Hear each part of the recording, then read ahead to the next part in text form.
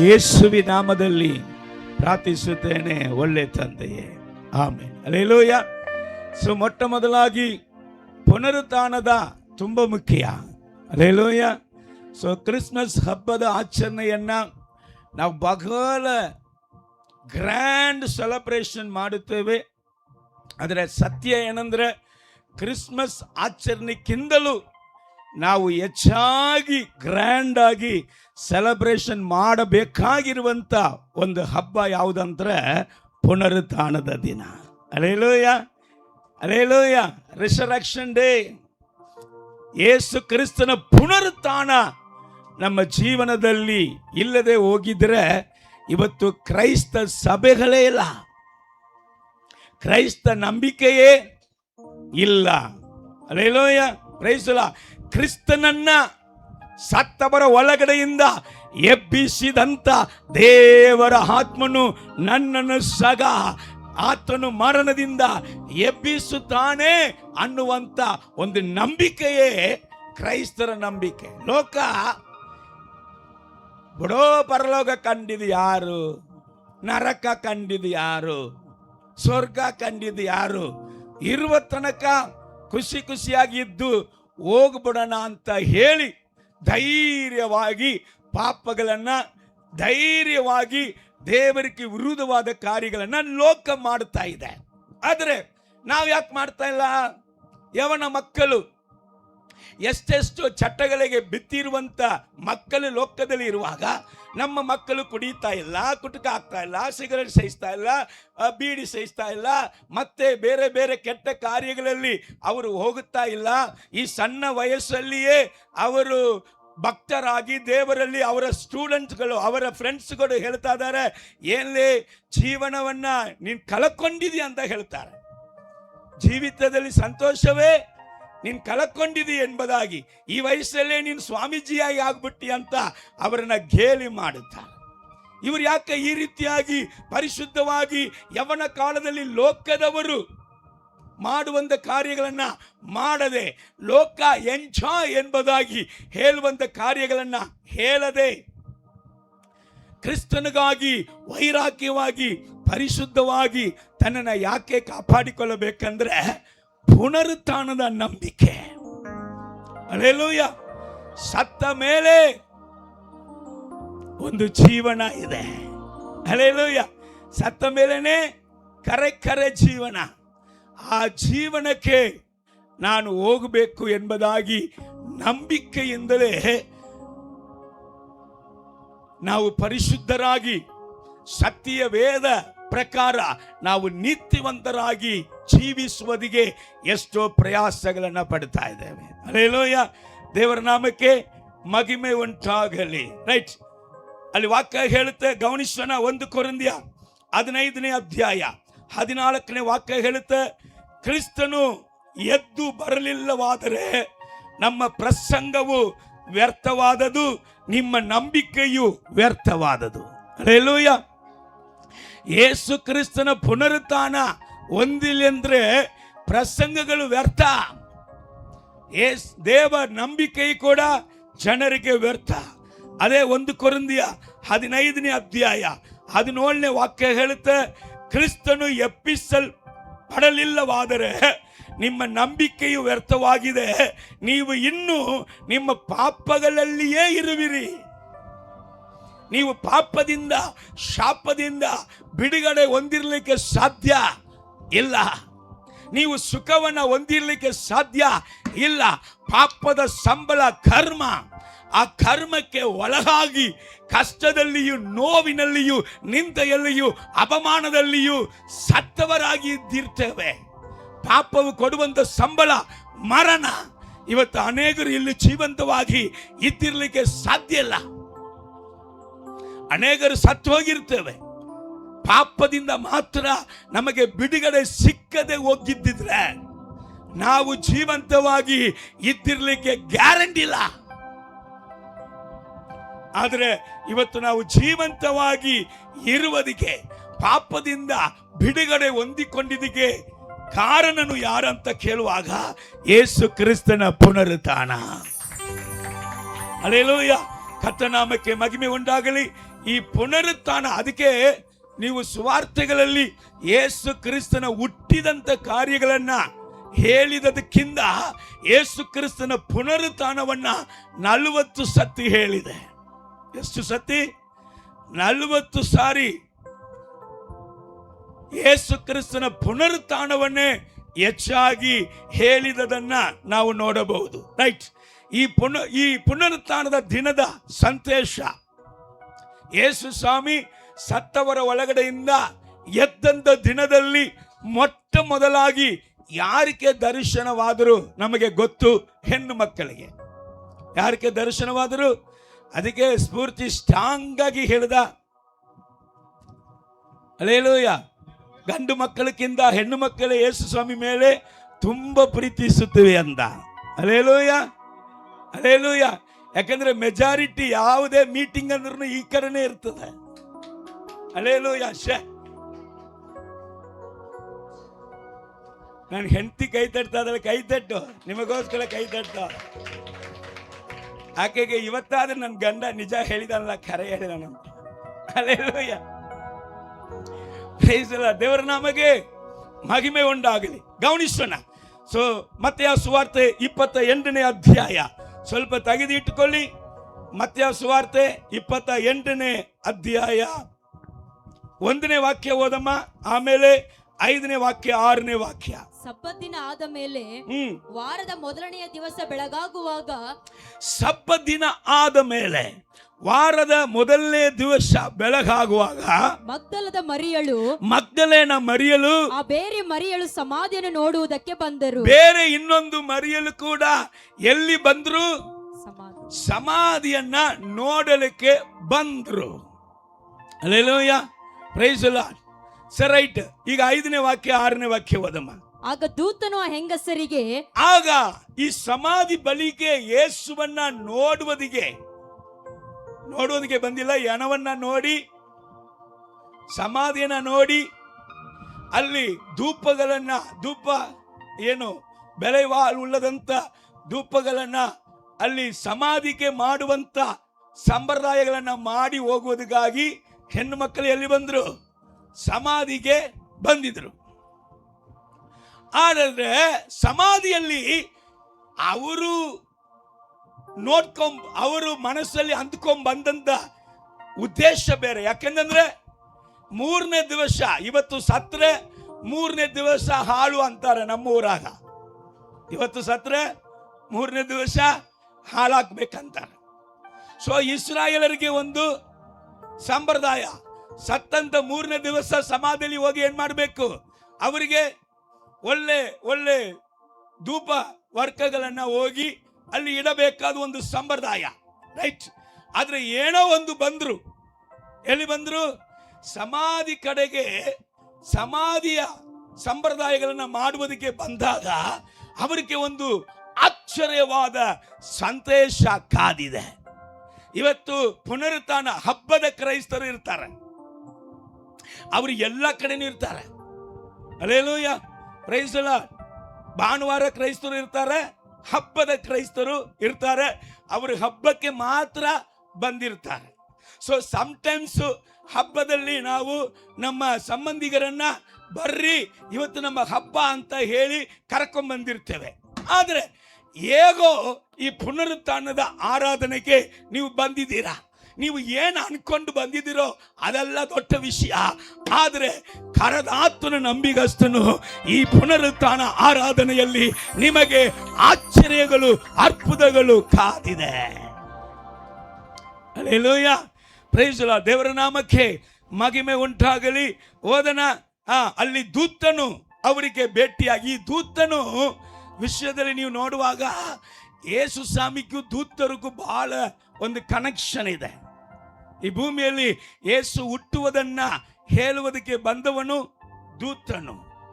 ಯೇಸು ಸ್ವಾಮಿ 40 ದಿವಸ ಉಪವಾಸ ಇದ್ದ ನಂತರ ಅವರನ್ನ ಬಲಪಡಿಸುವುದಿಗೆ ಬಂದವರು ದೂತರು. ಯೇಸು ಸ್ವಾಮಿ ಹುಟ್ಟಿದಂತ ಆ ದಿನದಲ್ಲಿ ಪರಲೋಕದ ಸೇನೆಗಳು ಎಲ್ಲವೂ ಕೂಡ ಇಳಿದು ಬಂತು. ಏನಾಗ್ತದೆ?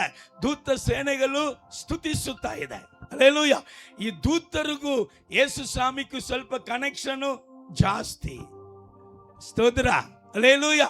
ಈಗ ಯೇಸು ಸ್ವಾಮಿ ಪುನರುತ್ಥಾನದ ಹೊಂದಿದಾಗಲೂ ಕೂಡ ಅಲ್ಲಿ ಯಾರು ಬಂದು ಅವರಿಗೆ ಇದ ಸಂದೇಶವನ್ನ ಹೇಳ್ತಾ ಇದಾರೆ ಅಂದ್ರೆ ದೂತರೇ ಬಂದು ಯಾರಿಗೆ ಹೇಳ್ತಾ ಇದಾರೆ? ಸ್ತ್ರೀಯರಿಗೆ ಈ ಸಂದೇಶವನ್ನ ಹೇಳ್ತಾರೆ. ಏನಂತ ಓದಪ್ಪ. ನೀವು ಹೆದರಬೇಡಿರಿ, ನೀವು ಹೆದರಬೇಡ್ರಿ, ಶಿಲುಬೆಗೆ ಹಾಕಲ್ಪಟ್ಟಿದ್ದ ಯೇಸು, ಶಿಲುಬೆಗೆ ಹಾಕಲ್ಪಟ್ಟಂತ ಯೇಸುವನ್ನು ಹುಡುಕುತ್ತೀರೆಂದು ಬಲ್ಲೆನು. ಯೇಸುವನ್ನ ನೀವು ಹುಡುಕುತ್ತೀರಂದ ಬಲ್ಲೇನು? ಆತನು ಇಲ್ಲಿ ಇಲ್ಲ. ಆತನು ಎಲ್ಲಿ ಇಲ್ಲ? ಸಮಾಧಿಯಲ್ಲಿ ಇಲ್ಲ. ಹಲ್ಲೆಲೂಯಾ. ಸತ್ತವರ ಬಳಿಯಲ್ಲಿ ಯೇಸುವನ್ನ ಹುಡುಕಬಾರದು. ಸತ್ತವರನ್ನ ಹುಡುಕುವಂದೇ ಯೇಸುಸ್ವಾಮಿಗೆ ಫೋಟೋ ಹಾಕಿ ದೇವಾ ಕರುಣಿಸು ಅಂತ ಹೇಳ್ಬಾರದು.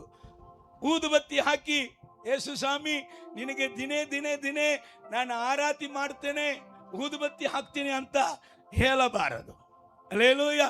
ಕೆಲವರು ಕೇಳ್ತಾರೆ, ಆಯ್ತಪ್ಪ ಈಗ ನಮ್ದು ನಾವು ಪೂಜೆ ಮಾಡಿರೋದೆಲ್ಲ ಬಿಟ್ಟಿವಿ, ಹಾಗಾದ್ರೆ ಯೇಸು ಸ್ವಾಮಿ ಫೋಟೋ ಒಂದು ಕೊಡ್ರಿ.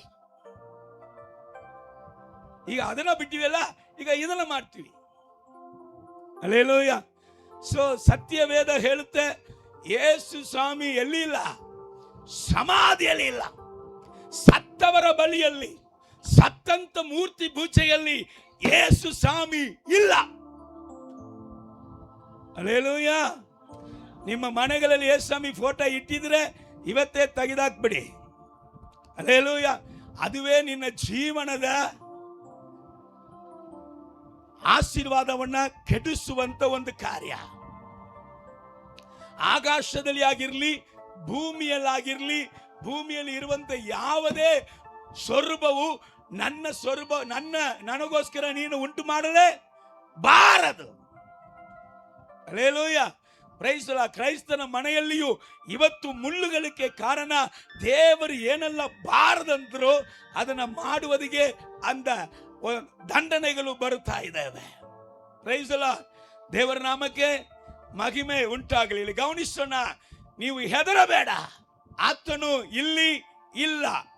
ಆಮೇಲೆ ತಾನು ಹೇಳಿದಂತೆ ಎದ್ದಿದ್ದಾನೆ. ತಾನು ಹೇಳಿದಂತೆಯೇ ನನ್ನ ಕರ್ತನಾದ ಯೇಸು ಕ್ರಿಸ್ತನು ಸತ್ತಂತ ದೇವರಲ್ಲ, ಜೀವಂತನಾದ ದೇವರಾಗಿ ಆತನು ಎತ್ತಿದ್ದಾನೆ ಎಂಬುದಾಗಿ. ಹಲ್ಲೆಲೂಯಾ. ಇವರಿಗೆ ಇದನ್ನು ಹೊಸದಾಗಿ ಕೇಳ್ತಾರೋ? ಇಲ್ಲ. ಮೊದಲೇ ಯೇಸು ಹೇಳಿದರು. ಮತ್ತಾಯ ಸುವಾರ್ತೆ 26ನೇ ಅಧ್ಯಾಯ 32ನೇ ವಾಕ್ಯ. ಅಲ್ಲಿ ದೂತನು ಹೇಳುವುದನ್ನು ಚೆನ್ನಾಗಿ ಕೇಳ್ರಿ. ನಿಮಗೆ ಮೊದಲೇ ಯೇಸು ಸ್ವಾಮಿ ಹೇಳಿದರು, ನಾನು ನಿಮ್ಮ ಪಾಪಕ್ಕೋಸ್ಕರ ಶಿಲುಬೆಗೆ ಹೋಗುತ್ತೇನೆ, 3ನೇ ದಿವಸ ಎದ್ದು ಬರುತ್ತೇನೆ ಎಂಬುದಾಗಿ ನಿಮಗೆ ಹೇಳಿದ ಹಾಗೆಯೇ. ಇಲ್ಲಿ ಗಮನಿಸ್ರಿ, ಸತ್ಯ ವೇದಗಳನ್ನ ನಮಗೆ ಅನೇಕ ಸತಿ ಮರೆತು ಹೋಗ್ಬಿಡುತ್ತೇವೆ. ಅದಕ್ಕೆ ಪರಿಶುದ್ಧ ಆತ್ಮನಿಗೆ ಹೆಸರೇನು ಗೊತ್ತಾ? ನೆನಪಿಸುವಂತ ದೇವರು. ಈ ಸ್ತ್ರೀಯರು ದೇವರು ಇವರಿಗೆ ಮಾಡಿದಂತ ಮೊದಲೇ ಹೇಳಿದಂತ ಸಂದೇಶವನ್ನ ಮರೆತು, ಎಲ್ಲ ಮನುಷ್ಯನಂತೆ ದೇವರು ಕೂಡ ಒಂದು ಮನುಷ್ಯನು, ಆದರೆ ಒಳ್ಳೆ ಮನುಷ್ಯನು ಇರುವಾಗ ನಮ್ಮನ್ನ ಪ್ರೀತಿಸಿದವನು, ಒಳ್ಳೆ ರೀತಿಯಲ್ಲಿ ಅರ್ಪದ ಸೂಚಕ ಕಾರ್ಯಗಳನ್ನ ಮಾಡಿದವನು, ಸೈಂಡ್ ಇವರು ಇದ್ದನು ಒಂದು ಪರಿಶುದ್ಧನು ಎಂಬುದಾಗಿ ನೆನಪಿಸಿಕೊಂಡ್ರೆ ಹೊರತು ಆತನು ಇರುವಾಗ ಸ್ವಾಮಿ ಸ್ವಾಮಿ ಅಂದರು ಅದೆಲ್ಲ ಸುಳ್ಳಾಯಿತು. ಯೇಸು ಸ್ವಾಮಿ, ನೀನ್ ಚರ್ಚಲ್ಲಿ ಇರುವಾಗ ಸ್ವಾಮಿ ಸ್ವಾಮಿ ಅಂತಿ, ಹೊರಗೆ ಹೋಗುವಾಗ ಹೇಳ್ತೀಯಾ? ಶಾಲೆಯಲ್ಲಿ ಇರುವಾಗ ಹೇಳ್ತೀಯಾ? ಕೆಲಸ ಮಾಡುವಂತ ಸ್ಥಳದಲ್ಲಿ ಹೇಳ್ತೀಯಾ? ಬಿಸ್ನೆಸ್ ಮಾಡುವಂತ ಸ್ಥಳದಲ್ಲಿ ಹೇಳ್ತೀಯಾ? ಇಲ್ಲಿ ಒಳಗೆ ಸ್ವಾಮಿ ಸ್ವಾಮಿ ಅಂತ ಆತನ ಸಂಗಡವೇ ಇದ್ದವರು ಆತನು ಹೇಳಿದದನ್ನ ಮರೆತ್ಬಿಟ್ರು. ಈಗ ದೂತನು ಹೇಳ್ತಾನೆ, ನಿಮಗೆ ಹೇಳಿದ ಹಾಗೆಯೇ. ಆತನು ಸಮಾಧಿಯಲ್ಲಿ ಇಲ್ಲ, ಆತನು ಹೇಳಿದ ಹಾಗೆಯೇ ಆತನು ಎದ್ದನು ಎಂಬುದ. ಹಲ್ಲೆಲೂಯಾ. ಓದಮ್ಮ ಮತ್ತೆಯ 26:32. ಆದರೆ ನಾನು ಜೀವಿತನಾಗಿ ಎದ್ದ ಮೇಲೆ, ನಾನು ಜೀವಿತನಾಗಿ ಎದ್ದೇಳುತ್ತೇನೆ. ಮೊದಲೇ ಇದು 28ನೇ ಅಧ್ಯಾಯದಲ್ಲಿ ಯೇಸು ಸತ್ತು 3ನೇ ದಿವಸ ಅವರು ಸಮಾಧಿಗೆ ಹುಡುಕೊಂಡು ಹೋಗಲಿಕ್ಕೆ ಹೋಗಿದಾಗ ದೂತನ ಅವರಿಗೆ ಹೇಳಿದು ಆತನು ಹೇಳಿದಂತೆಯೇ ಎದ್ದಿದ್ದಾನೆ. ಆದರೆ 26ನೇ ವಾಕ್ಯದಲ್ಲಿ ನೀನು ಸಮಾಧಿಗೆ ಬಾ ಅಂತ ಹೇಳಿಲ್ಲ. ಯೇಸು ಸ್ವಾಮಿ ಏನ್ ಹೇಳಿದ್ರು? ಓದೋ. ನಿಮ್ಮ ಮುಂದೆ ಗಲಿಲಾಯಕ್ಕೆ ಹೋಗುವೆನು ಎಂದು ನಿಮ್ಮ ಹೇಳಿದನು. ಮುಂದೆ ನಾನು ಗಲಿಲೇಯಕ್ಕೆ ಹೋಗುವೇನು, ಗಲಿಲೇಯಕ್ಕೆ ಬನ್ನಿರಿ ಅಂತ ಎಲ್ಲ ಮರೆತು ಬಿಟ್ರು. ಅಲ್ಲೇಲೂಯ. Sir, right, okay. ಇಲ್ಲಿ ಆ ಹೆಣ್ಣು ಮಗಳ ವಿಷಯದಲ್ಲಿ ಒಂದು ಆಶ್ಚರ್ಯವಾದ ಕೃಪೆ ತುಂಬಿದಂತ ಕಾರ್ಯ ಏನಂತ ನೋಡುವುದಾದರೆ, ಜೀವಂತನಾಗಿ ಪುನರುತ್ಥಾನ ಹೊಂದಿದಂತ ದೇವರನ್ನ ಮೊಟ್ಟ ಮೊದಲಾಗಿ ದರ್ಶಿಸುತ್ತಾರೆ. ಹಲ್ಲೆಲೂಯ. ಇದು ದೊಡ್ಡ ಒಂದು ಭಾಗ್ಯ. ಇಂಥ ಒಂದು ಭಾಗ್ಯತೆ ಇವರಿಗೆ ಸಿಕ್ಕಿದಕ್ಕೆ ಏನಪ್ಪ ಕಾರಣ ಎಂಬುದಾಗಿ ನಾವು ನೋಡುವಾಗ ಮತ್ತಾಯ ಸುವಾರ್ತೆ 27ನೇ ಅಧ್ಯಾಯದಲ್ಲಿ 55ನೇ ವಾಕ್ಯ 56ನೇ ವಾಕ್ಯವನ್ನು ಗಮನಿಸೋಣ. ಮತ್ತಾಯ ಸುವಾರ್ತೆ 27ನೇ ಅಧ್ಯಾಯ 55ನೇ ವಾಕ್ಯ 56ನೇ ವಾಕ್ಯ. ಇದಲ್ಲದೆ ಅನೇಕ ಸ್ತ್ರೀಯರು ಅಲ್ಲಿ ಇದ್ದು ದೂರದಿಂದ ನೋಡುತ್ತಿದ್ದರು. ದೂರದಿಂದ ಎಲ್ಲಿ? ಶಿಲುಬೆಯಲ್ಲಿ ಯೇಸು ಸ್ವಾಮಿ ತೂಕಾಕಲ್ಪಟ್ಟಿದಾಗ ಅನೇಕ ಅಪೊಸ್ತಲರು ಓಡಿ ಹೋಗ್ಬಿಟ್ರು. ಶಿಷ್ಯರು 70 ಮಂದಿ ಓಡಿ ಹೋಗ್ಬಿಟ್ರು. ಯೇಸುವನ್ನ ಹಿಂಬಾಲಿಸಿದಂತ ಅನೇಕರು ಎದರ್ಕೊಂಡು ಓಡಿ ಹೋಗ್ಬಿಟ್ರು. ಆದರೆ ಸ್ತ್ರೀಯರ ಗುಂಪು ಅಲ್ಲಿ ನಿಂತುಕೊಂಡು ಯೇಸು ಕ್ರಿಸ್ತನ ಮರಣದ ಕಾರ್ಯಗಳನ್ನ ನೋಡುತ್ತಾ ಇದೆ. ಓದು ಮಗಳೇ. ಇವರು ಯೇಸುವಿನ ಸೇವೆ ಮಾಡುತ್ತಾ ಗಲಿಲಾಯದಿಂದ ಆತನ ಹಿಂದೆ ಬಂದಿದ್ದರು. ಇವರಲ್ಲಿ ಮಗ್ದಲದ ಮರಿಯಳು, ಮಗ್ದಲನ ಮರಿಯಳು, ಯಾಕೋಬನ ಯೋಸೇರ ತಾಯಿಯಾದ ಮರಿಯಳು, ಯಾಕೋಬನ ಯೋಸೆ ಎಂಬುದಾದ ತಾಯಾದ ಮರಿಯಳು. 2 ಮರಿಯಳು. ಈಗ ಈ 2 ಚೆನ್ನಾಗಿ ಗಮನಿಸಿ. ಈ 2 ಮರಿಯಲೇ ಎಲ್ಲಿಗೆ ಬರ್ತಾಳೆ? ಸಮಾಧಿಗೆ ಬರ್ತಾಳೆ. ಮೊಟ್ಟ ಮೊದಲಾಗಿ ಯೇಸು ಕ್ರಿಸ್ತನನ್ನ ಏನ್ ಮಾಡ್ತಾ ಇದ್ದಾರೆ? ಪುನರುತ್ಥಾನದ ಹೊಂದಿದಂತ ದೇವರನ್ನ ದರ್ಶಿಸುತ್ತಾರೆ. ಇಂದ ಬಾಧ್ಯತೆಗೆ ಏನ್ ಕಾರಣ? ನಾವು ಪುನರುತ್ಥಾನದ ದೇವರನ್ನ ಈಕೆ ಸಂಧಿಸುವುದಕ್ಕೂ ಪುನರುತ್ಥಾನದ ಆಶೀರ್ವಾದವನ್ನ ಈಕೆ ಹೊಂದಿಕೊಳ್ಳುವುದಕ್ಕೂ ಏನ್ ಕಾರಣ ಅಂದ್ರೆ ಕಂಡೀಷನ್ ಇದೆ. ಪುನರುತ್ಥಾನದ ಆಶೀರ್ವಾದಗಳನ್ನ ಹೊಂದಿಕೊಳ್ಳಬೇಕಂದ್ರೆ ಒಂದು ಕಾರ್ಯ ನಡಿಬೇಕು. ರೋಮರ್ 8ನೇ ಅಧ್ಯಾಯ 28ನೇ ವಾಕ್ಯ. ರೋಮರ್ 8ನೇ ಅಧ್ಯಾಯ 28ನೇ ವಾಕ್ಯ. ಇದಲ್ಲದೆ ದೇವರ ಸಂಕಲ್ಪದ ಮೇರೆಗೆ ಕರೆಯಲ್ಪಟ್ಟು ರೋಮರ್ 6ನೇ ಅಧ್ಯಾಯ 5ನೇ ವಾಕ್ಯ. ಹೇಗೆಂದರೆ ನಾವು ಆತನ ಮರಣಕ್ಕೆ ಸದೃಶವಾದ ಮರಣವನ್ನು ಹೊಂದಿ ಆತನಲ್ಲಿ ಐಕ್ಯವಾಗಿದ್ದರೆ ಆತನ ಪುನರುತ್ಥಾನಕ್ಕೆ ಸದೃಶವಾದ ಪುನರುತ್ಥಾನವನ್ನು ಹೊಂದಿ ಆತನಲ್ಲಿ ಐಕ್ಯವಾಗುವೆವು. ಹಲ್ಲೆಲೂಯಾ ಹೇಳಿ. ಪುನರುತ್ಥಾನದ ಆಶೀರ್ವಾದವನ್ನ ಹೊಂದಿಕೊಳ್ಳಬೇಕಂದ್ರೆ ಯೇಸು ಕ್ರಿಸ್ತನ ಮರಣದಲ್ಲಿ ಯಾರು ಐಕ್ಯವಾಗಿದ್ದಾರೋ ಅವರೇ ಪುನರುತ್ಥಾನದ ಮಹಿಮೆಯಲ್ಲಿಯೂ ಐಕ್ಯ ಹೊಂದಿಕೊಳ್ಳುವುದಕ್ಕೆ ಸಾಧ್ಯತೆ. ಇದು ಲಾ, ಇದುವೇ ಕಂಡೀಷನ್. ಆದ್ರೆ ನಾವು ನೋಡ್ತಾ ಇದ್ದೀವಿ ಅನೇಕರು ಓಡಿ ಹೋಗ್ಬಿಟ್ರು. ಈ ಮಗ್ದಲೇನ ಮರಿಯ ಮತ್ತೆ ಶಿಷ್ಯರು ಶೀಸಿಗಳು ಯೇಸು ಕ್ರಿಸ್ತನಿಗೆ ಸೇವೆ ಮಾಡಿದವರು ದೇವರನ್ನ ಬಿಟ್ಟು ಹೋಗಲೇ ಇಲ್ಲ. ಅದಕ್ಕೆ ವಾಕ್ಯ ಹೇಳುತ್ತದೆ ರೋಮರ್ ಪತ್ರಿಕೆ 8:22, ಆತನನ್ನ ಪ್ರೀತಿಸುವವರ ಹಿತಕ್ಕಾಗಿ ದೇವರು ಎಲ್ಲವನ್ನು ಕೂಡ ಅನುಕೂಲ ಮಾಡುತ್ತಾರೆ. ಅನೇಕ ಮೀಸೆಗಳು ಓಡಿ ಹೋಗ್ಬಿಟ್ಟಿದೆಯಾ, ಆದರೆ ಸ್ತ್ರೀಗಳು ಯೇಸು ಕ್ರಿಸ್ತನ ಮೇಲೆ ಭಯಂಕರ ಪ್ರೀತಿ. ಇವತ್ತು ಅನೇಕ ಸಹೋದರರು ಇಲ್ಲಿ ದೇವರ ಮಗನಾಗಿ ಉಳಿದಿರುವುದಕ್ಕೆ ಕಾರಣ ಅನೇಕ ಸ್ತ್ರೀಗಳು ಯೇಸು ಕ್ರಿಸ್ತನನ್ನ ಪ್ರೀತಿಸಿದಂತ ಪ್ರೀತಿಯ ನಿಮಿತ್ತವಾಗಿ. ನನಗೆ ಗೊತ್ತು, ನೀವು ಕುಡುಕನಾಗಿದ್ದೀರಿ, ನೀವು ದೇವರಿಗೆ ದೂರವಾಗಿದ್ದೀರಿ, ನೀವು ಅನೇಕ ಚಟ್ಟಗಳಲ್ಲಿ ಇದ್ದೀರಿ, ನೀವು ಮಾಟ ಮಂದಿರ ಕ್ರಿಯೆಗಳಲ್ಲಿ ಇದ್ದೀರಿ, ನೀವು ಲೋಕದವನು ಹೇಳುವಂತ ಕಾರ್ಯಗಳನ್ನ ನಂಬಿ ನಿಮ್ಮ ಸ್ವಂತ ಹೆಂಡತಿಯನ್ನ ನೀವು ಬಡಿದಿರಿ. ಆದರೆ ಇವತ್ತು ನೀವು ದೇವರ ಮಗನಾಗಿ ದೇವರ ಸೇವಕನಾಗಿ ಇವತ್ತು ಇರುವುದಕ್ಕೆ ಕಾರಣ, ನೀವು ಎಷ್ಟು ಬಡದಿರ್ನು, ಎಷ್ಟು ಬೈದಿದ್ರು, ಎಷ್ಟು ಅವಮಾನ ಪಡಿಸಿದ್ರು ಕ್ರಿಸ್ತನ ಪ್ರೀತಿಯನ್ನ ಸ್ತ್ರೀಗಳು ಬಿಡದೇ ಇದ್ದಂತ ಕಾರಣ. Hallelujah, hallelujah. ಸೊ ಕೆಲವರಿಗೆ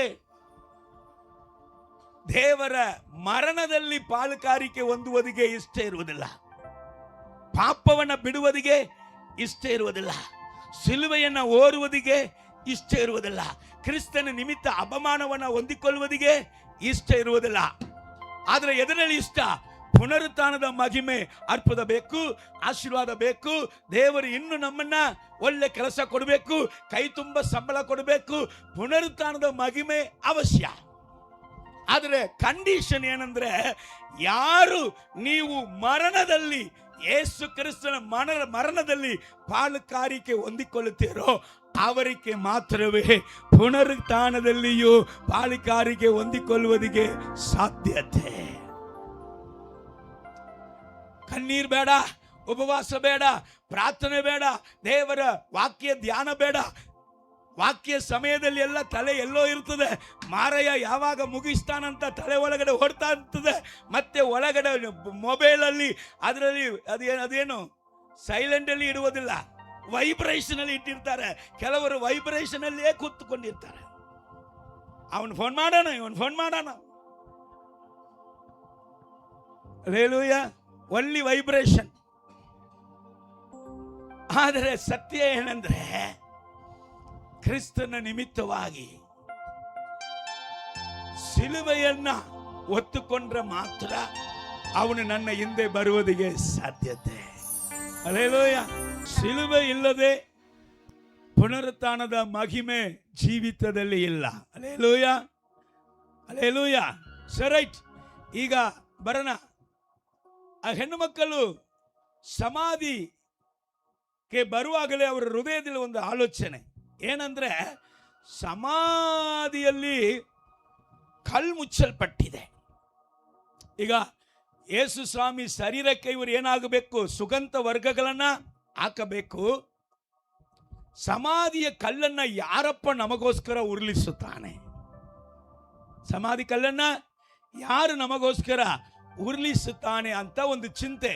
ಯಾಕೆ ಅವರಿಗೆ ಅಷ್ಟು ದೊಡ್ಡ ಚಿಂತೆ ಬಂತಂದ್ರೆ, ಮಾರ್ಕ ಸುವಾರ್ತೆ 16ನೇ ಅಧ್ಯಾಯ 3ನೇ ವಾಕ್ಯ 4ನೇ ವಾಕ್ಯವನ್ನ ಗಮನಿಸೋಣ. ಸಮಾಧಿಗೆ ಮುಚ್ಚಿದ ಕಲ್ಲು, ಸಮಾಧಿಗೆ ಮುಚ್ಚಿದ ಕಲ್ಲು ಬಹಳ ದೊಡ್ಡದಾಗಿದ್ದರಿಂದ, ಬಹಳ ದೊಡ್ಡದಾಗಿತ್ತಂತೆ. ಇಲ್ಲಿ ಗಮನಿಸು, ಸಮಾಧಿಗೆ ಮುಚ್ಚಿದಂತ ಕಲ್ಲು ಹೇಗಿತ್ತು? ಬಹಳ ದೊಡ್ಡದಾಗಿದ್ದಂತ ಕಾರಣ ಯಾರಪ್ಪ ಈ ಕಲ್ಲನ್ನ ನಮಗೆ ಉರುಳಿಸುತ್ತಾರೆ? ನಾವು ಯೇಸುವಿನ ಶರೀರಕ್ಕೆ ಹೋಗಿ ಸುಗಂಧ ಕಾರ್ಯಗಳನ್ನ ವರ್ಗಗಳನ್ನ ನಾವು ಸಮರ್ಪಿಸುವುದಿಗೆ ಯಾರು ನಮಗೆ ಸಮಾಧಿ ಕಲ್ಲನ್ನ ಉರುಳಿಸುತ್ತಾರೆ ಎಂಬುದಾಗಿ ಇವರಿಗೆ ಒಂದು ಯೋಚನೆ. ಅದಕ್ಕೆ ನಾನು ಹೇಳಿದೆ, ಪದೇ ಪದೇ ಹೇಳ್ತಾ ಇದ್ದೀನಿ, ಸ್ವಲ್ಪ ಗಮನಿಸಿರಿ. ಇವರು ಏನು ಯೇಸು ಸ್ವಾಮಿ ವಾಕ್ಯದ ಮೇಲೆ ನಿರೀಕ್ಷೆ ಉಳ್ಳವರಾಗಿ ಆತ್ಮಿಕರಾಗಿ ಗಲಿಲೆಯಾಗಿ ಹೋಗಲಿಲ್ಲ. ಇವರು ಸಾಮಾನ್ಯವಾಗಿ ದೇವರ ವಾಕ್ಯವನ್ನ ಮರೆತವರಾಗಿ, ಆದರೆ ಕ್ರಿಸ್ತನ ಮೇಲೆ ಪ್ರೀತಿ ಉಳ್ಳವರಾಗಿ, ಹಲ್ಲೆಲೂಯಾ, ಕ್ರಿಸ್ತನ ಮೇಲೆ ಪ್ರೀತಿ ಉಳ್ಳವರಾಗಿ ಎಲ್ಲಿಗೆ ಬರ್ತಾರೆ? ಇವರು ಆತ್ಮಿಕರಾಗಿ ಇದ್ರೆ ಎಲ್ಲಿಗೆ ಹೋಗಿರ್ಬೇಕು? ಎಲ್ಲಿಗೆ ಹೋಗಿರ್ಬೇಕು? ಗಲಿಲಾಯಕ್ಕೆ ಹೋಗಿರ್ಬೇಕು. ಆದರೆ ಇವರು ಬರುವುದು ಎಲ್ಲಿ? ಸಮಾಧಿಗೆ. ಇವತ್ತು ಕೂಡ ಸತ್ಯ ಹೇಳ್ತಾ ಇದ್ದೇನೆ, ಆದರೆ ಸಮಾಧಿಗೆ ಬಂದವರಿಗೆ ಎಂತ ಒಂದು ಆಶ್ಚರ್ಯವು, ಅದ್ಭುತಗಳು, ಬಿಡುಗಡೆಗಳು, ಘನತೆಗಳು, ಮಹಿಮೆಗಳು ಅವರಿಗೆ ಅಲ್ಲಿ ಕಾದಿತ್ತು. ಹಾಗೆಯೇ ಈ ದಿನದ ಪುನರುತ್ಥಾನದ ಆರಾಧನೆಗೆ ಬಂದಿರುವಂತ ನಿಮಗೂ ಕೂಡ ನಿಮ್ಮ ಜೀವಿತದಲ್ಲಿ ಕಂಡಿಲ್ಲದಂತ ಒಂದು ಅದ್ಭುತ, ಕಾಣದೇ ಇದ್ದಂತ ಒಂದು ಅದ್ಭುತ, ನಿಮ್ಮ ಜೀವನದಲ್ಲಿ ನೀವು ನೆನಪಿಸದೆ ಇಲ್ಲದೆ ಇರುವಂತ ಒಂದು ಅದ್ಭುತ ಕಾದಿದೆ. ಹಲ್ಲೆಲೂಯಾ. ಅದನ್ನ ದೇವರು ಕೊಟ್ಟು ಕಲಿಸಲಿಕ್ಕಿದ. ಇಲ್ಲಿ ಗಮನಿಸು, ನೀನು 2 ಸಮಾಧಿಗಳನ್ನು ನೋಡಬಹುದು. 2 ಒಂದೇ ಆಗಿ ಇದ್ದಿರುತ್ತದೆ. ಒಂದು ಯೋಹಾನ ಸುವಾರ್ತೆ 11ನೇ ಅಧ್ಯಾಯದಲ್ಲಿ ಒಂದು ಸಮಾಧಿ ಉಂಟು. ಆ ಸಮಾಧಿಗೂ ಕಲ್ಲಿಂದ ಮುಚ್ಚಿದ್ದಾರೆ. ಇಲ್ಲಿ 28ನೇ ಅಧ್ಯಾಯದಲ್ಲಿ ಯೇಸು ಸ್ವಾಮಿ ಸಮಾಧಿಗೂ ಕಲ್ಲಿಂದ ಮುಚ್ಚಿದ್ದಾರೆ. ಸೊ ಆ ಯೋಹಾನ ಸುವಾರ್ತೆ 11ನೇ ಅಧ್ಯಾಯದಲ್ಲಿ ಆ ಸಮಾಧಿಯಲ್ಲಿ ಸತ್ತು ಊಣಲ್ಪಟ್ಟಂತ, ಸತ್ತು ಒಳಗಡೆ ಇಡಲ್ಪಟ್ಟಂತ ಲಾಜರನ್ನು ಕೂಡ ಆ ಸಮಾಧಿ ಬಿಟ್ಟು ಜೀವಂತವಾಗಿ ಹೊರಗೆ ಬರಬೇಕು. ಈ ಸಮಾಧಿಯಲ್ಲಿ ಕೂಡ ಸತ್ತು ಒಳಗಡೆ ಇದ್ದಂತ ನಮ್ಮ ಕರ್ತನಾದ ಯೇಸು ಕ್ರಿಸ್ತನು ಸಹ, ಆತನು ಸಹ ಜೀವಂತವನಾಗಿ ಎದ್ದು ಹೊರಗಡೆ ಬರಬೇಕು. ಚೆನ್ನಾಗಿ ಗಮನಿಸಿ. ಆದರೆ ಪಕ್ಷಪಾತ ಇಲ್ಲದಂತ ದೇವರು, ನೀವು ಯೋಹಾನ ಸುವಾರ್ತೆ 11ನೇ ಅಧ್ಯಾಯದಲ್ಲಿ 39ನೇ ವಾಕ್ಯದಿಂದ 39 ಇನ್ನೊಂದು 41ನೇ ವಾಕ್ಯ ನೀವು ಓದಿ ನೋಡುವುದಾದ್ರೆ ಅಲ್ಲಿ ಯೇಸು ಸ್ವಾಮಿ ಹೇಳ್ತಾ ಇದ್ದಾರೆ, ಅವನನ್ನು ನಾನು ಜೀವಂತನಾಗಿ ಎಬ್ಬಿಸಬೇಕು. ಈಗ ಏನ್ ಮಾಡು, ಸಮಾಧಿ ಕಲ್ಲನ್ನ ನೀನ್ ಏನ್ ಮಾಡು, ಉರುಳಿಸು ಅಂತ ಯಾರು ಹೇಳ್ತಾರೆ? ಮಾರ್ತಾಳಿಗೆ ಹೇಳ್ತಾರ. ಅಲ್ಲಿಯೂ ಕೂಡ ಒಂದು 2 ಸ್ತ್ರೀಯರು, ಮಾರ್ತಲು ಮರಿಯಲು. ಇಲ್ಲಿ ಕೂಡ ಮಗ್ದಲೇನ ಮರಿಯಲು ಮತ್ತೆ ಇನ್ನೊಂದು ಮರಿಯಲು, ಇಲ್ಲೂ ಕೂಡ 2 ಸ್ತ್ರೀಯರು. ಆದರೆ ಅಲ್ಲಿ ಕಲ್ಲನ್ನ ಉರುಳಿಸು ಎಂಬುದಾಗಿ ದೇವರೇ ಒತ್ತಾಯ ಪಡಿಸ್ತಾರೆ. ಇಲ್ಲಿ ಏನ್ ನಡೆದಿತ್ತು ಓದನ, ಮಾರ್ಕಸ್ ಸುವಾರ್ತೆ 16ನೇ ಅಧ್ಯಾಯ 4ನೇ ವಾಕ್ಯ ಓದಮ್ಮ. ತಮ್ಮ ತಮ್ಮೊಳಗೆ ಮಾತಾಡಿಕೊಳ್ಳುತ್ತಾ ಇರಲಾಗಿ, ಯಾರಪ್ಪ ಈ ದೊಡ್ಡ ಕಲ್ಲನ್ನ ನಮಗೆ ಉರುಳಿಸುತ್ತಾರೆ ಎಂಬುದಾಗಿ ತಮ್ಮ ತಮ್ಮ ಒಳಗಡೆ ಅವರು ಮಾತಾಡ್ತಾ ಇದ್ದಾಗ ತಲೆ ಎತ್ತಿ ನೋಡಿದಾಗ ಆ ಕಲ್ಲು ಉರುಳಿಸಲ್ಪಟ್ಟಿರುವುದನ್ನ ಕಂಡರು. ಇಲ್ಲಿ ಗಮನಿಸು, ಇಲ್ಲಿ ದೇವದೂತನು ಪರಲೋಕದ ಶಕ್ತಿಯಿಂದ ಈ 2 ಸ್ತ್ರೀಯರಿಗೆ ದೇವರು ಕಲ್ಲನ್ನು ಉರುಳಿಸಿ ಬಿಟ್ಟಿದ್ದಾರೆ. ಅಲ್ಲಿ ನೀವು ಯೋಹಾನ ಸುವಾರ್ತೆಯಲ್ಲಿ ನೋಡುವುದಾದ್ರೆ ಓದೇ ಬಿಡೋಣ, ಸ್ವಲ್ಪ ಓದು. 39ನೇ ವಾಕ್ಯ ಓದಮ್ಮ, 11ನೇ ಅಧ್ಯಾಯ. ಹಾಕಿರಿ ಅನ್ನಲು ಯೇಸು ಕಲ್ಲನ್ನ ತೆಗೆದಾಕಂತ ಒತ್ತಾಯ ಪಡಿಸ್ತಾರೆ. ಆಕೆ ಹೇಳ್ತಾಳೆ, ದೇವರೇ ನಾರುತ್ತೆ.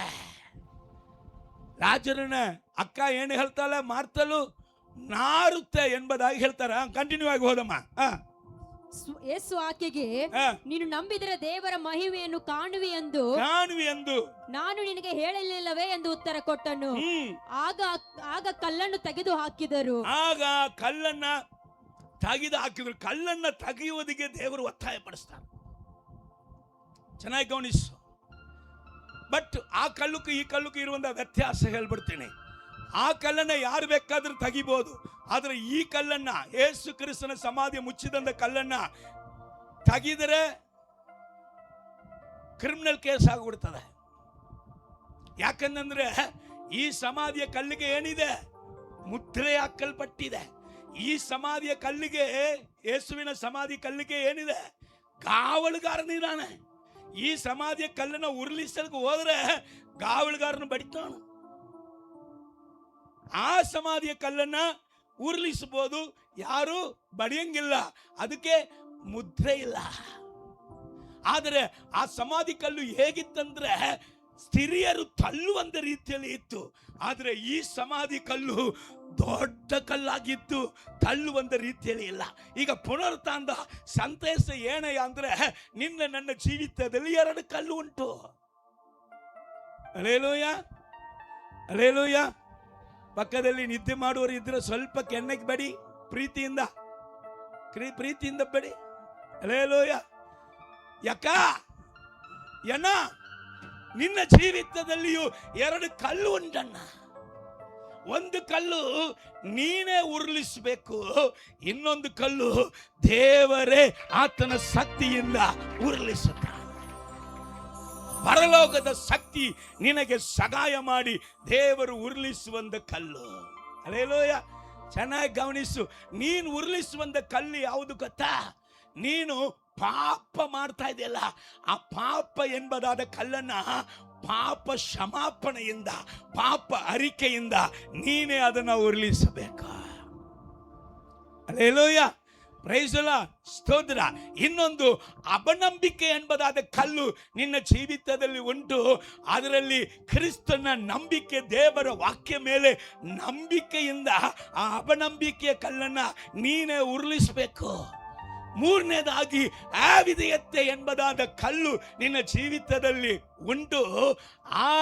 ಆ ವಿಧೇಯತೆಯನ್ನ ಕ್ರಿಸ್ತನ ಪ್ರೀತಿಯಲ್ಲಿ, ಕರ್ತನಿಗೆ ಭಯಪಡುವಂತ ಭಯದಲ್ಲಿ ತನ್ನನ್ನು ತಗ್ಗಿಸಿಕೊಟ್ಟು ವಿಧೇಯತೆ ಎಂಬುದಾದ ಆಲೋಚನೆಯಿಂದ ಕಲ್ಲನ್ನು ನೀನು ಉರುಳಿಸಬೇಕು.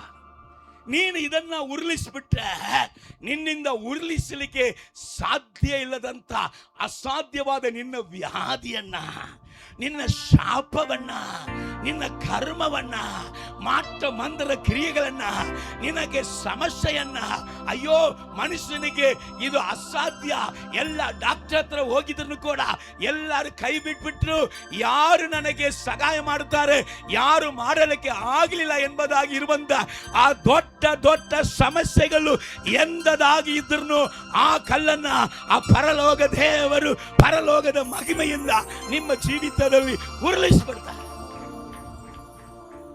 Hallelujah, hallelujah. ದೇವರ ನಾಮಕ್ಕೆ ಮಹಿಮೆ ಉಂಟಾಗಲಿ. ಆದ ಕಾರಣ ಇವತ್ತು ಪುನರುತ್ಥಾನದ ಮಹಿಮೆಗೆ ಬಂದಂತ ನಿಮ್ಮ ಜೀವಿತದಲ್ಲಿ ಅದ್ಭುತಗಳು, ಬಿಡುಗಡೆಗಳು, ಆಶೀರ್ವಾದಗಳು ಏರಾಳವಾಗಿ ನೀವು ಹೊಂದಿಕೊಳ್ಳಬೇಕಂದ್ರೆ ನೀವು ಉರುಳಿಸುವಂತ ಕಲ್ಲು ಉಂಟು. ನಿಮಗೆ ಆಗದಂತ ದೊಡ್ಡ ಸೈತಾನ ಕ್ರಿಯೆಗಳನ್ನ ದೇವರು ಉರುಳಿಸುವಂತ ಕಾರ್ಯಗಳು ಉಂಟು. ಹಲ್ಲೆಲೂಯ, ದೇವರ ನಾಮಕ್ಕೆ ಮಹಿಮೆ ಉಂಟಾಗಲಿ. ರೈಟ್, ಓಕೆ, ಓದನ ಇಲ್ಲಿ ಮತ್ತಾಯ ಸುವಾರ್ತೆ 28ನೇ ಅಧ್ಯಾಯ 7ನೇ ವಾಕ್ಯದಿಂದ 10ನೇ ವಾಕ್ಯ ತನಕ ಓದಮ್ಮ. ಆತನು ಮಲಗಿದ್ದ ಸ್ಥಳವನ್ನು ನೋಡಿರಿ ಮತ್ತು ಬೇಗ ಹೋಗಿ ಆತನ ಶಿಷ್ಯರಿಗೆ ಸತ್ತವನು ಬದುಕಿದ್ದಾನೆ. ಆತನು ಮಲಗಿದಂತ ಸ್ಥಳವನ್ನ ನೋಡ್ರಿ, ಬೇಗ ಹೋಗಿ ಏನ್ ಮಾಡ್ರಿ, ಆತನ ಶಿಷ್ಯರಿಗೂ ಕೂಡ ಯೇಸು ಎದ್ದಿದ್ದಾನೆ, ನಮ್ಮ ಯೇಸು ಜೀವಂತನಾಗಿದ್ದಾನೆ. ನೀನು ನಾನು ಆರಾಧಿಸುವ ದೇವರು ಸತ್ತಂತ ದೇವರಲ್ಲ.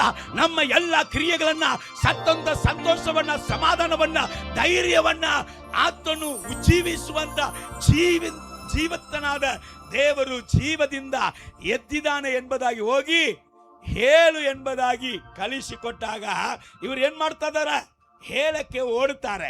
ಹೋದ್ ಮಗಳೇ, ಆತನು ನಿಮ್ಮ ಮುಂದೆ ಗಲಿಲಾಯಕ್ಕೆ ಹೋಗುತ್ತಾನೆ, ಅಲ್ಲಿ ಆತನನ್ನು ಕಾಣುವಿರಿ ಎಂದು ತಿಳಿಸಿರಿ. ಈಗ ಇವನು ಏನ್ ಹೇಳ್ತಾನ, ದೇವದೂತನ ಏನ್ ಹೇಳ್ತಾನೆ, ಗಲಿಲೆಯ ಹೋಗು, ಅವರನ್ನ ಕಾಣುವಿ ಅಂತ. ಹೌದಾ? ಹೌದನ್ನ ಅದ್ರ ದೇವರ ಪ್ರೀತಿ ನೋಡಿ. ದೇವ ಸಮ್ಮುಖಕ್ಕೆ ಬಂದವರಿಗೆ, ದೇವರಲ್ಲಿ ಪ್ರೀತಿಯಿಂದ ಬಂದವರಿಗೆ ದೂತನು ಹೇಳುವಂತ ಮಾತು ಕಟಾಖಂಡಿತವಾಗಿರುತ್ತದೆ. ಸೇವಕನು ಹೇಳುವಂತ ಮಾತು ಹೌದು ಕಟಾಖಂಡಿತವಾಗಿರುತ್ತದೆ. ಆದರೆ ನೀನು ನಾನು ಆರಾಧಿಸುವಂತ ದೇವರು ಪ್ರೀತಿ ಸ್ವರೂಪನಾದ ದೇವರು, ಕನಿಕರ ಉಳ್ಳದಂತ ದೇವರು, ಮನ ಮರುಗುವಂತ ದೇವರು. ನೋಡಿ ಕೆಳಗೆ ಹೋದ ಮಗಳೇ, ಅಲ್ಲಿ ಆತನನ್ನು ಕಾಣುವಿರಿ ಎಂದು ತಿಳಿಸಿರಿ, ನಾನು ನಿಮಗೆ ಹೇಳಿದ್ದೇನೆ ನೋಡಿರಿ ಎಂದು ಹೇಳಿದನು. ಅವರು ಭಯದಿಂದಲೂ ಮಹಾ ಸಂತೋಷದಿಂದಲೂ, ಭಯ ಒಂದು ಕಡೆ, ಮಗ ಸಂತೋಷ ಒಂದು ಕಡೆ, ಬೇಗ ಸಮಾಧಿಯ ಬಳಿಯಿಂದ ಹೊರಟು ಆತನ ಶಿಷ್ಯರಿಗೆ ತಿಳಿಸುವುದಕ್ಕೆ ಓಡಿ ಹೋದರು. ಆಗ ಯೇಸು ಅವರ ಎದುರಿಗೆ ಬಂದು, ಇನ್ನು ಗಲಿಲಾಯಕ್ಕೆ ಇವರು ಹೋಗುವುದಕ್ಕೆ ಮುಂಚೆಯೇ ಆತನು ಎದುರಿಗೆ ಬಂದು ಇವರಿಗೆ ಭೇಟಿ ಆಗ್ತಾರೆ. Hallelujah, praise the Lord. ನೀ ದೇವ ಚಿತ್ತ ಮಾಡಬೇಕಂತ ನೆನಪಿಸಿದ್ರೆ ಸಾಕು, ನಿನ್ನ ಜೀವಿತದಲ್ಲಿ ದೇವರ ಕೃಪಾ ಬಲವಾಗಿ ಇಳಿದು ಬರುತ್ತೆ. ಎಲ್ಲಿ ತನಕ ಇದು ಆಗಲ್ಲ, ದೇವರ ಚಿತ್ತನ ಮಾಡಕ್ಕ ಆಗಲ್ಲ ಅಂತ ಹೇಳ್ತಾ ಇದೇವೋ, ಅಲ್ಲಿ ತನಕ ದರಿದ್ರಗಳು ನಮ್ಮನ್ನ ಬಿಟ್ಟು ಅಗಲುವುದೇ ಇಲ್ಲ. ಹಲ್ಲೆಲೂಯ. ಒಡತ್ತಾಗಲು ಬೀಳುವುದು ಅಗಲುವುದೇ ಇಲ್ಲ, ಸಮಸ್ಯೆಗಳು ಅಗಲುವುದೇ ಇಲ್ಲ. ನಾನು ತಪ್ಪಾದ ಸ್ಥಳಕ್ಕೆ ಬಂದುಬಿಟ್ಟಿನಂತ ಸಂತೋಷದಿಂದಲೂ ಭಯದಿಂದಲೂ ಇನ್ನು ಮೇಲೆ ಸಮಾಧಿಯಲ್ಲಿ ನನಗೆ ಕೆಲಸ ಇಲ್ಲ, ನನ್ನ ದೇವರು ಜೀವಂತನಾಗಿ ಎದ್ದಾನಂತ ಸಮಾಧಿಯ ಬುದ್ಧಿಯಿಂದ ಹೊರಟರು. ನೀವು ಇನ್ನು ಸಮಾಧಿಯ ಬುದ್ಧಿಯಲ್ಲಿಯೇ ಕೆಲವರಿದ್ದಾರೆ. ಅಲ್ಲೇಲೂಯ. ಆತ್ಮೀಕವಾದ ಸಭೆಗೆ ಹೋಗಂದ್ರೆ ಸಮಾಧಿ ಕೊಡ್ತಾರಲ್ಲ, ಹೋಗಿ ಈಗಲೇ ಮಲ್ಕೊಲ್ಲ. ಜೀವಂತನಾಗಿ ಜೀವಿಸುವಂತ ಕಾರ್ಯಗಳನ್ನ ಹೇಳುವಾಗ ಸಾಯುವಂತ ವಿಷಯಗಳನ್ನೇ ತಲೆ ಒಳಗಡೆ ಇಟ್ಕೊಂಡಾಗ ನಿನ್ ಜೀವಿತದಲ್ಲಿ ಸತ್ತಂತ ಕಾರ್ಯಗಳು ನಡೆಯುತ್ತೆ. ಅವನ್ ಏನ್ ಹೇಳಿ ನಿನಗೆ ಏಮಾರಿಸ್ತಾನೆ, ನಾಳೆ ನೀನ್ ಸತ್ರ ಎಲ್ಲಿ ಮಣ್ಣು ಮಾಡ್ತಾನೆ ಅಲ್ಲ ಮಾರ್ಯ. ನೀನ್ ಮಾಡದಿದ್ರೆ ಗೌರ್ಮೆಂಟ್ ಲಾರಿ ಆದ್ರೂ ತಗೊಂಡು ಹೋಗಿ ಏನೋ ಮಾಡ್ತಾನೆ. ಇದು ಏನು ಏನಾದಾನೆ, ಬೇಕಾದ್ರೆ ನೀ ಮನೆಯಾಗ ಇಟ್ಕೋ, ಸುಮಲ್ ಕಪ್ಪು ಕಪ್ಪು ಕಪ್ಪು ಕಪ್ಪು ಅಂತ ಹೊಡೆಯುತ್ತೆ. ಹಲ್ಲೆಲೂಯಾ. ಇಲ್ಲಿ ಗಮನಿಸ್ರಿ, ಸಮಾಧಿಯ ಸಂದೇಶಗಳಿಗೆ ಕಿವಿ ಕೊಡ್ಬೇಡ್ರಿ. ಹಲ್ಲೆಲೂಯಾ. ಆತ್ಮಿಕವಾದದ್ದು ಜೀವವು ಸಮಾಧಾನವಾಗಿದೆ, ಶಾರೀರಿಕವಾದದ್ದು ಮರಣವಾಗಿದೆ. ಜೀವನದಲ್ಲಿ ಜಯಗಳನ್ನು ಕೂಡ ಕೊಂದು ಬಿಡುತ್ತದೆ. ಹಲ್ಲೆಲೂಯಾ. ಗಮನಿಸೋಣ, ಇಲ್ಲಿ ಅಲ್ಲಿ ವಾಕ್ಯ ಹೇಳುತ್ತೆ, ಅವರು ಗಲಿಲೆಯ ಹೋಗೋದಕ್ಕೆ ಮುಂಚೆ ದೇವರು ಅವರನ್ನ ಭೇಟಿಯಾಗಿ ಏನ್ ಹೇಳ್ತಾರೆ ಓದನ. ಆಗ ಯೇಸು ಅವರ ಎದುರಿಗೆ ಬಂದು ನಿಮಗೆ ಶುಭವಾಗಲಿ ಅಂದನು. ನಿಮಗೆ ಶುಭವಾಗಲಿ ಅಂದನು. ಅವರು ಹತ್ತಿರಕ್ಕೆ ಬಂದು ಆತನ ಪಾದಗಳನ್ನು ಹಿಡಿದು ಆತನ ನಮಸ್ಕಾರ ಮಾಡಿದರು. ಯೇಸು ಅವರಿಗೆ ಹೆದರಬೇಡಿರಿ, ನಮ್ಮ ಸಹೋದರರ ಬಳಿಗೆ ಹೋಗಿ ಅವರು ಗಲಿಲಾಯಕ್ಕೆ ಹೋಗಬೇಕೆಂದು ಹೇಳಿರಿ. ಸಾರ್ ಹೆದರ್ಬೇಡ್ರಿ ಸಾರ್, ಸಾಲಕ್ಕೆ ಹೆದರ್ಬೇಡ್ರಿ ಸಾರ್, ಸಮಸ್ಯೆಗಳಿಗೆ ಹೆದರ್ಬೇಡ್ರಿ ಸಾರ್. ನಿನಗೆ ಶುಭವಾಗಲಿ ಅಂತ ಹೇಳುವವನು ಮನುಷ್ಯನಲ್ಲ ಸಾರ್. ಆಕಾಶವನ್ನ, ಭೂಮಿಯನ್ನ, ಸೂರ್ಯನ, ನಕ್ಷತ್ರಗಳನ್ನ, ಚಂದ್ರಗಳನ್ನ ಸೃಷ್ಟಿ ಮಾಡಿದಂತ ಸರ್ವಶಕ್ತನಾದ ದೇವರು ಸಾರ್. ಆತನಿಂದ ಎಲ್ಲ ಸಾಧ್ಯ ಸಾರ್. ಆತನಿಗೆ ಅಸಾಧ್ಯವಾದದ್ದು ಒಂದಿಲ್ಲ ಸಾರ್. ಹಲ್ಲೆಲೂಯಾ. ಹೆದರಬೇಡ, ನಿನಗೆ ಶುಭವಾಗಲಿ. ಈಗ ಯೇಸುಸ್ವಾಮಿ ತನ್ನ ಶಿಷ್ಯರನ್ನ ಹೋಗಿ ಭೇಟಿ ಆಗ್ತಾ ಇದ್ದಾರೆ. ಅಲ್ಲಿ ಕೂಡ ಈ ಪುನರುತ್ಥಾನದ ಮಹಿಮೆ ಏನು ಹೇಳುತ್ತೆ ನಮಗೆಲ್ಲರಿಗೆ ಗೊತ್ತು. ನೋಡೋಣ, ಯೋಹಾನ ಸುವಾರ್ತೆ 20ನೇ ಅಧ್ಯಾಯ 19ನೇ ವಾಕ್ಯ 20ನೇ ವಾಕ್ಯ ಓದಿ ಮುಂದೆ ಹೋಗೋಣ. ಅದೇ ದಿವಸ ಅಂದರೆ ವಾರದ ಮೊದಲನೆಯ ದಿವಸದ ಸಂಜೆಯಲ್ಲಿ, ಅದೇ ದಿವಸದ ಸಂಜೆ ಸಾಯಂಕಾಲದಲ್ಲಿ, ಪುನರುತ್ಥಾನದ ಹೊಂದಿದಂದ ಅದೇ ದಿನದಲ್ಲಿ ಭಯಪಟ್ಟುಕೊಂಡು ಹೆದರಿಕೊಂಡು ತಾನು ಆರಿಸಿಕೊಂಡಂತ ಶಿಷ್ಯರು, ತಾನು ಅಭಿಷೇಕಿಸಿದಂತ ಅಪೊಸ್ತಲರು ಯೇಸುವನ್ನ ಮರೆತವರಾಗಿ, ಲೋಕದ ಜನರ ಭಯ ಭೀತಿಯಲ್ಲಿ, ಲೋಕದ ಜನರ ಹೆದರಿಕೆಯಲ್ಲಿ, ಬೆದರಿಕೆಯಲ್ಲಿ ಬಲ ಇಲ್ಲದವರಾಗಿ, ಬಲ ಕುಂದಿ ಹೋಗಿದವರಾಗಿ, ಇನ್ನು ಮೇಲೆ ಮುಂದಿನ ಜೀವನ ಹೇಗೆ, ಈ ಲೋಕದಲ್ಲಿ ನಾನು ಹೆಂಗ್ ಬಾಳಲಿ, ಹೇಗೆ ಬಾಳಲಿ, ಯೇಸು ಕ್ರಿಸ್ತನ ನಂಬಿದವರ ಮೇಲೆ ಇಂಥ ಇಂಥ ಇಂಥ ಕಾನೂನುಗಳು ಬರುವಾಗ ನನ್ನ ಕುಟುಂಬವನ್ನು ನಾನು ಹೇಗೆ ಕಾಪಾಡಲಿ, ನನ್ನ ಹೆಂಡತಿಯನ್ನು ಹೇಗೆ ಕಾಪಾಡಲಿ, ನನ್ನ ಮಕ್ಕಳನ್ನು ಹೇಗೆ ಕಾಪಾಡಲಿ, ನನ್ನ ಜೀವನವನ್ನು ಹೇಗೆ ಉಳಿಸಿಕೊಳ್ಳಿ. ಅಯ್ಯೋ, ಈ ಲೋಕದಲ್ಲಿ ಇರುವಂಥ ಎಲ್ಲ ಅಧಿಕಾರಿಗಳು ಸನ್ನದ್ಧರಾಗಿ ಎದ್ದು ನಿಂತು ನಮಗೆ ವಿರುದ್ಧವಾಗಿ ನಿಂತುಕೊಳ್ಳುವಾಗ, ಈ ಆಡಳಿತಕ್ಕೆ ವಿರುದ್ಧವಾಗಿ ನಾನೇನ್ ಮಾಡಲಿ? ಹಲ್ಲೆಲೂಯಾ ಅಂತ ಭಯಪಟ್ಕೊಂಡು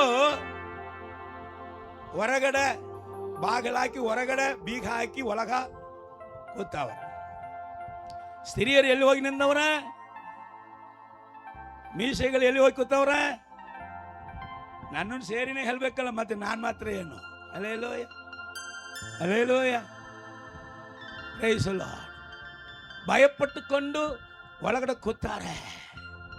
ಅದರ ಪುನರುತ್ಥಾನದ ಮಹಿಮೆ ಏನು ಹೇಳುತ್ತೆ ಗೊತ್ತಾ? ಇವತ್ತು ನೀನು ಭಯಪಟ್ಟುಕೊಂಡು ಬಂದಿರಬಹುದು, ಸಾಲಕ್ಕೆ, ಯಾರೋ ಒಂದು ವಿರೋಧತ್ವಕ್ಕೆ, ಅಪ್ಪ ಇಲ್ಲಿ ನಾನು ಬರ್ತಾ ಇದ್ದೀನಿ ದೇವರ ಆರಾಧನೆಗೆ, ನಮ್ಮ ಅಣ್ಣ ಏನು ಹೇಳ್ತಾನೋ, ನನ್ನ ಭಾವ ಏನು ಹೇಳ್ತಾನೋ, ಯಾರಾದರೂ ಇಲ್ಲಿ ನೋಡಿದವರು ಹೋಗಿ ಮನೆಯಾಗ ಹೇಳ್ಬಿಟ್ರೆ ನಾಳೆ ಏನು ಆಗುತ್ತೋ ಹೆಂಗಾಗುತ್ತೋ ಅಂತ ಏನೋ ಒಂದು ಹೆದರಿಕೆಯಲ್ಲಿ ಬಂದಿರಬಹುದು.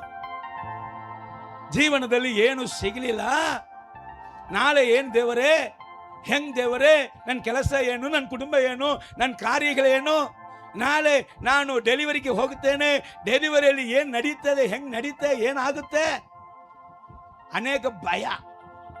ಏನು ಭಯದಲ್ಲಿ ನೀನು ಬಂದಿರ್ಬೋದು. ಅಲ್ಲೇಲೂಯ. ಏ ಸ್ವಾಮಿ, ಭಯದಲ್ಲಿ ಮುಚ್ಕೊಂಡು ಒಳಗಡೆ ಕೂತಾರ, ಅವರಿಗೆ ಹೋಗಿ ಬಾಗಿಲು ತಟ್ಟಿಲ್ಲ. ಯಾಕೆ ತಟ್ಟಿಲ್ಲ ಅಂತ ನನಗೆ ಬಹಳ ಪ್ರಶ್ನೆ. ಆದ್ರೆ ಒಂದು ಮಾತ್ರ ನನಗೆ ಅರ್ಥ ಇತ್ತು, ಬಾಗಿಲು ತಟ್ಟಿದ್ರೆ ಇವನು ಹಾರ್ಟ್ ಅಟ್ಯಾಕ್ ಅಲ್ಲಿ ಔಟ್. ಅಲ್ಲೇಲೂಯ. ಎಷ್ಟು ಟಿಕೆಟ್ ಹೋಗಿರ್ತದೋ ಗೊತ್ತಿಲ್ಲ, ಅದಕ್ಕೋಸ್ಕರ ಅಪ್ಪ ಬಾಗಿಲು ತಟ್ಟಿಲ್ಲ, ಒಳಗೆ ಹೋಗ್ತಾರೆ. ಅಲ್ಲೇಲೂಯ. Praise Lord. ಏನಂತಾರೆ ಓದನ? ನಿಮಗೆ ಸಮಾಧಾನವಾಗಲಿ ಅಂದನು. ನಿಮಗೆ ಸಮಾಧಾನವಾಗಲಿ. ಅಲ್ಲೇಲೂಯ. ನಿಮಗೆ ಏನಾಗಲಿ? ಸಮಾಧಾನವಾಗಲಿ. ಈ ಪುನರುತ್ಥಾನದ ಆರಾಧನೆಗೆ ಬಂದಿರುವಂತ ದೇವರ ಮಗನೇ, ದೇವರ ಮಗಳೇ, ಕರ್ತನಾದ ಯೇಸು ಹೇಳುತ್ತಾನೆ, ನಿನಗೆ ಸಮಾಧಾನವಾಗಲಿ. ಅಲ್ಲೇಲೂಯ. ಇನ್ನೊಂದು ಮಾತು ಕೆಳಗೆ. ಇದನ್ನು ಹೇಳಿದ ಮೇಲೆ ಅವರಿಗೆ ತನ್ನ ಕೈಗಳನ್ನು ಪಕ್ಕೆಯನ್ನು ತೋರಿಸಿದನು. ಶಿಷ್ಯರು ಸ್ವಾಮಿಯನ್ನು ನೋಡಿದ್ದರಿಂದ ಸಂತೋಷಪಟ್ಟರು. ಶಿಷ್ಯರು ಸ್ವಾಮಿಯನ್ನ ನೋಡಿದಂತ ಕಾರಣ ಸಂತೋಷಪಟ್ಟರು. ಒಂದು ಸಮಾಧಾನ, ಇನ್ನೊಂದು ಸಂತೋಷ. ಇದಕ್ಕೆ ಪುನರುತ್ಥಾನದ ಆರಾಧನೆ. ಹಲ್ಲೆಲೂಯ. ನಿನ್ನ ಜೀವಿತದಲ್ಲಿ ಎಲ್ಲಿ ಸಮಾಧಾನ ಇಲ್ಲವೋ ಸಹೋದರ, ಆ ಸ್ಥಳದಲ್ಲಿ ಸಮಾಧಾನ. ನಿಮ್ಮ ಜೀವಿತದಲ್ಲಿ ಎಲ್ಲಿ ಸಂತೋಷ ಇಲ್ಲವೋ ಸಹೋದರ ಸಹೋದರಿ, ಆ ಕಾರ್ಯದಲ್ಲಿ ಈ ಹೊತ್ತೇ ಈ ಪುನರುತ್ಥಾನದ ಆರಾಧನೆಗೆ ನಿಮ್ಮನ್ನ ಕರೆದಾತನು, ನಂಬಿಗಸ್ತನು, ಸಮಾಧಾನವನ್ನ, ಸಂತೋಷವನ್ನ ತಕ್ಕೊಂಡು ಹೋಗ್ರಿ. ಹಲ್ಲೆಲೂಯ. ಸರಿ, ಸಭೆಗೆ ಏನಪ್ಪ ಸಂದೇಶ? ಆತ್ಮೀಕರಿಗೆ ಏನಪ್ಪ ಸಂದೇಶ? ವೇಗವಾಗಿ ಸಮಯಗಳು ಹೋಗ್ತಾ ಇದೆ. ಒಂದು ಎರಡನೇ ಕಾರ್ಯ, ಎರಡನೇ ವಿಷಯ, ಮೂರನೇ ವಿಷಯ, ಸಭೆಗೆ ಸಂದೇಶವನ್ನ ನೋಡಿ. ಈ ಪುನರುತ್ಥಾನದ ಕಾರ್ಯಗಳನ್ನ ನೀವು ನಾನು ತಿಳ್ಕೊಳ್ಳುವುದಕ್ಕೆ ಒಂದು ಅಧ್ಯಾಯವೇ ಬರೆಯಲ್ಪಟ್ಟಿದೆ. ಒಂದು ಅಧ್ಯಾಯ ಪೂರ್ತಿ ಪುನರುತ್ಥಾನದ ಕಾರ್ಯಗಳನ್ನೇ ಹೇಳುತ್ತಾ ಇದೆ. 1 ಕೊರಿಂಥಿಯ 15ನೇ ಅಧ್ಯಾಯವನ್ನ ದಯವಿಟ್ಟು ಆತ್ಮೀಗರು ಮನೆಗೆ ಹೋಗಿ ಧ್ಯಾನ ಮಾಡ್ರಿ. ಎಲ್ಲವನ್ನು ನಾನು ಹೇಳೋಕ್ಕೆ ಸಾಧ್ಯ ಇಲ್ಲ.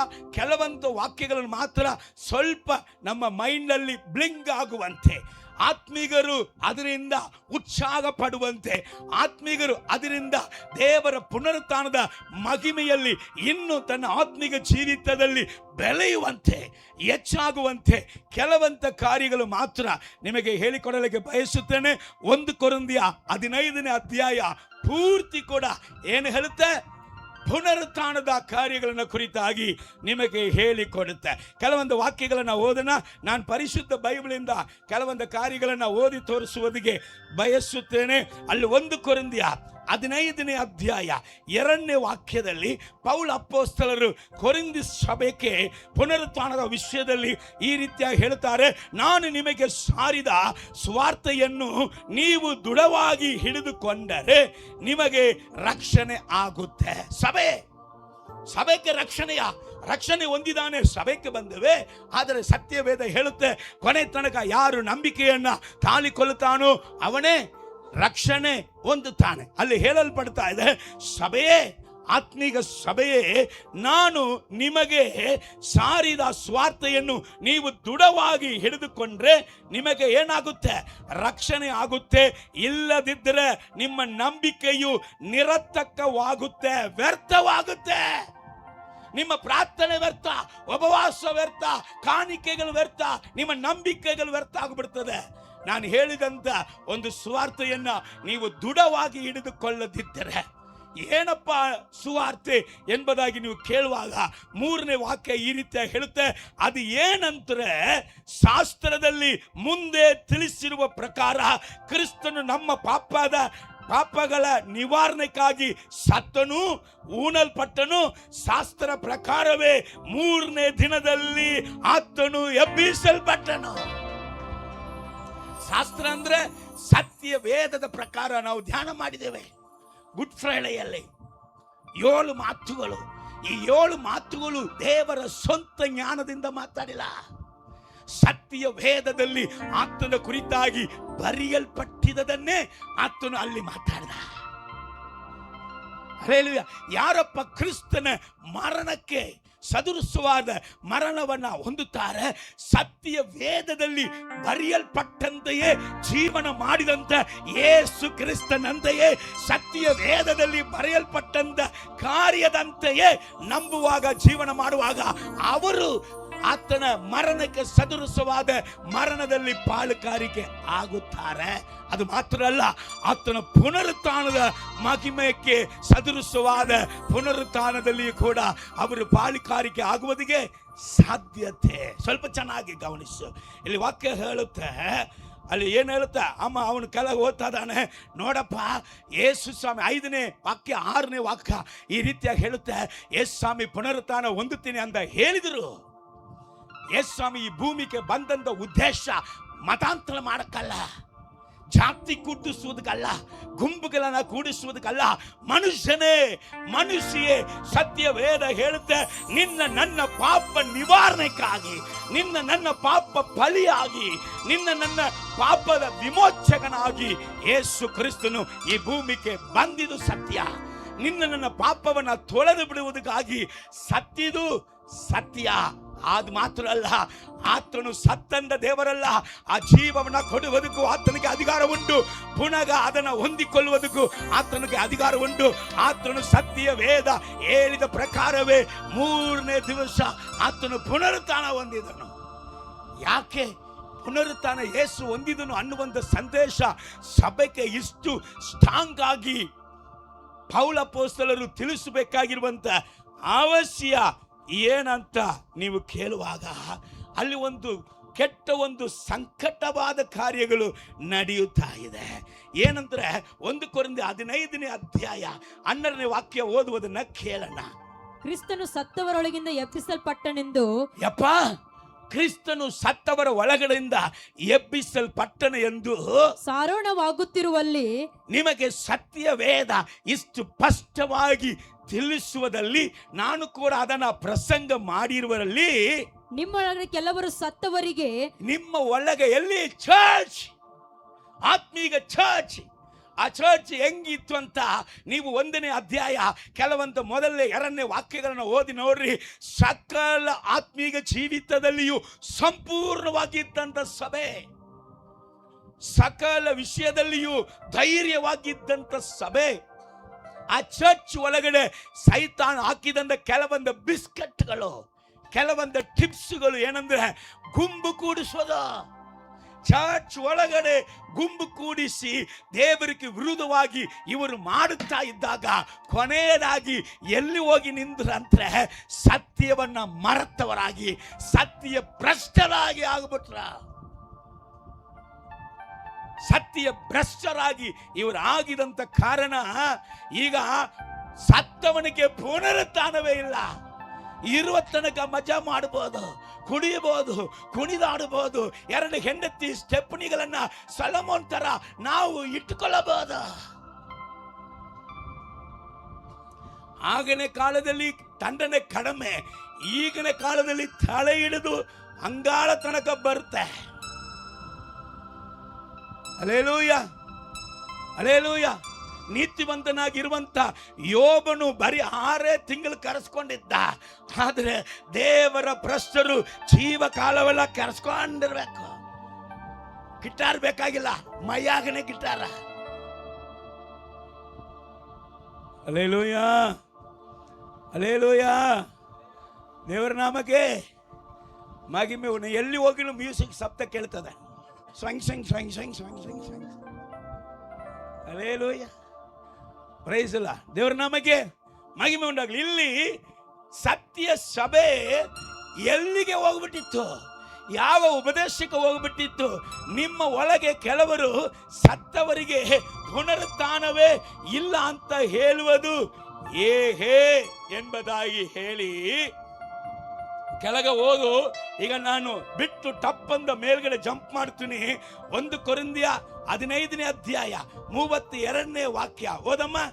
ನಾನು ಎಫೆಸದಲ್ಲಿ ಮೃಗಗಳೊಂದಿಗೆ ಯುದ್ಧ ಮಾಡಿದ್ದು ಕೇವಲ ಮನುಷ್ಯ ವಿಪರಾಯದಿಂದ ಆದರೆ ನನಗೇನು ಪ್ರಯೋಜನ? ಸತ್ತವರು ಎದ್ದು ಬರುವುದಿಲ್ಲವಾದರೆ, ಸತ್ತವರು ಎದ್ದು ಬರುವುದಿಲ್ಲದಾದರೆ ತಿನ್ನೋಣ, ತಿನ್ನೋಣ, ಕುಡಿಯೋಣ, ಕುಡಿಯೋಣ, ನಾಳೆ ಸಾಯುತ್ತೇವಲ್ಲ. ಹಂಗ ಹೇಳುವವರಿಗೆ ದೇವರು ಹೇಳ್ತಾರೆ ಪ್ರಾಣಿಯಾನಿ, ಸುಮ್ಮನೆ ತಿಂದು ಕುಡಿದು ಸತ್ತು ಕ್ರಮ ಇಲ್ವಾ? ಒಬ್ಬನಿಗೆ ಒಬ್ಬಕ್ಕೆ ಅಂತ ಕ್ರಮ ಇಲ್ಲವಾ? ಒಬ್ಬಕ್ಕಿಗೆ ಒಬ್ಬಣ್ಣ ಅಂತ ಕ್ರಮ ಇಲ್ಲವಾ? ಕುಟುಂಬವನ್ನು ಚೆನ್ನಾಗಿ ನೋಡಿದ್ರೆ ಸಭೆಯನ್ನು ನೋಡಿಕೊಳ್ಳಕ್ಕೆ ಆಗ್ತದಂದ ಕ್ರಮ ಇಲ್ಲವಾ ನಿನಗೆ? ನಿನ್ ದೇವರು ಕ್ರಮ ಇಲ್ಲದಂದ ದೇವರ, ಕ್ರಮವುಳ್ಳ ದೇವರು. ನಿನ್ ದೇವರು ಎಂದಕ್ಕೆ ದೇವರು? ಕ್ರಮವುಳ್ಳ ದೇವರು. ತನಗಾಗಿ ಕೂಡ ಅದನ್ನು ಬದಲಾಯಿಸಿಕೊಳ್ಳುವುದಕ್ಕೆ ಆ ರೀತಿಯಾಗಿ ಮಾಡುವುದಿಲ್ಲ ದೇವರು.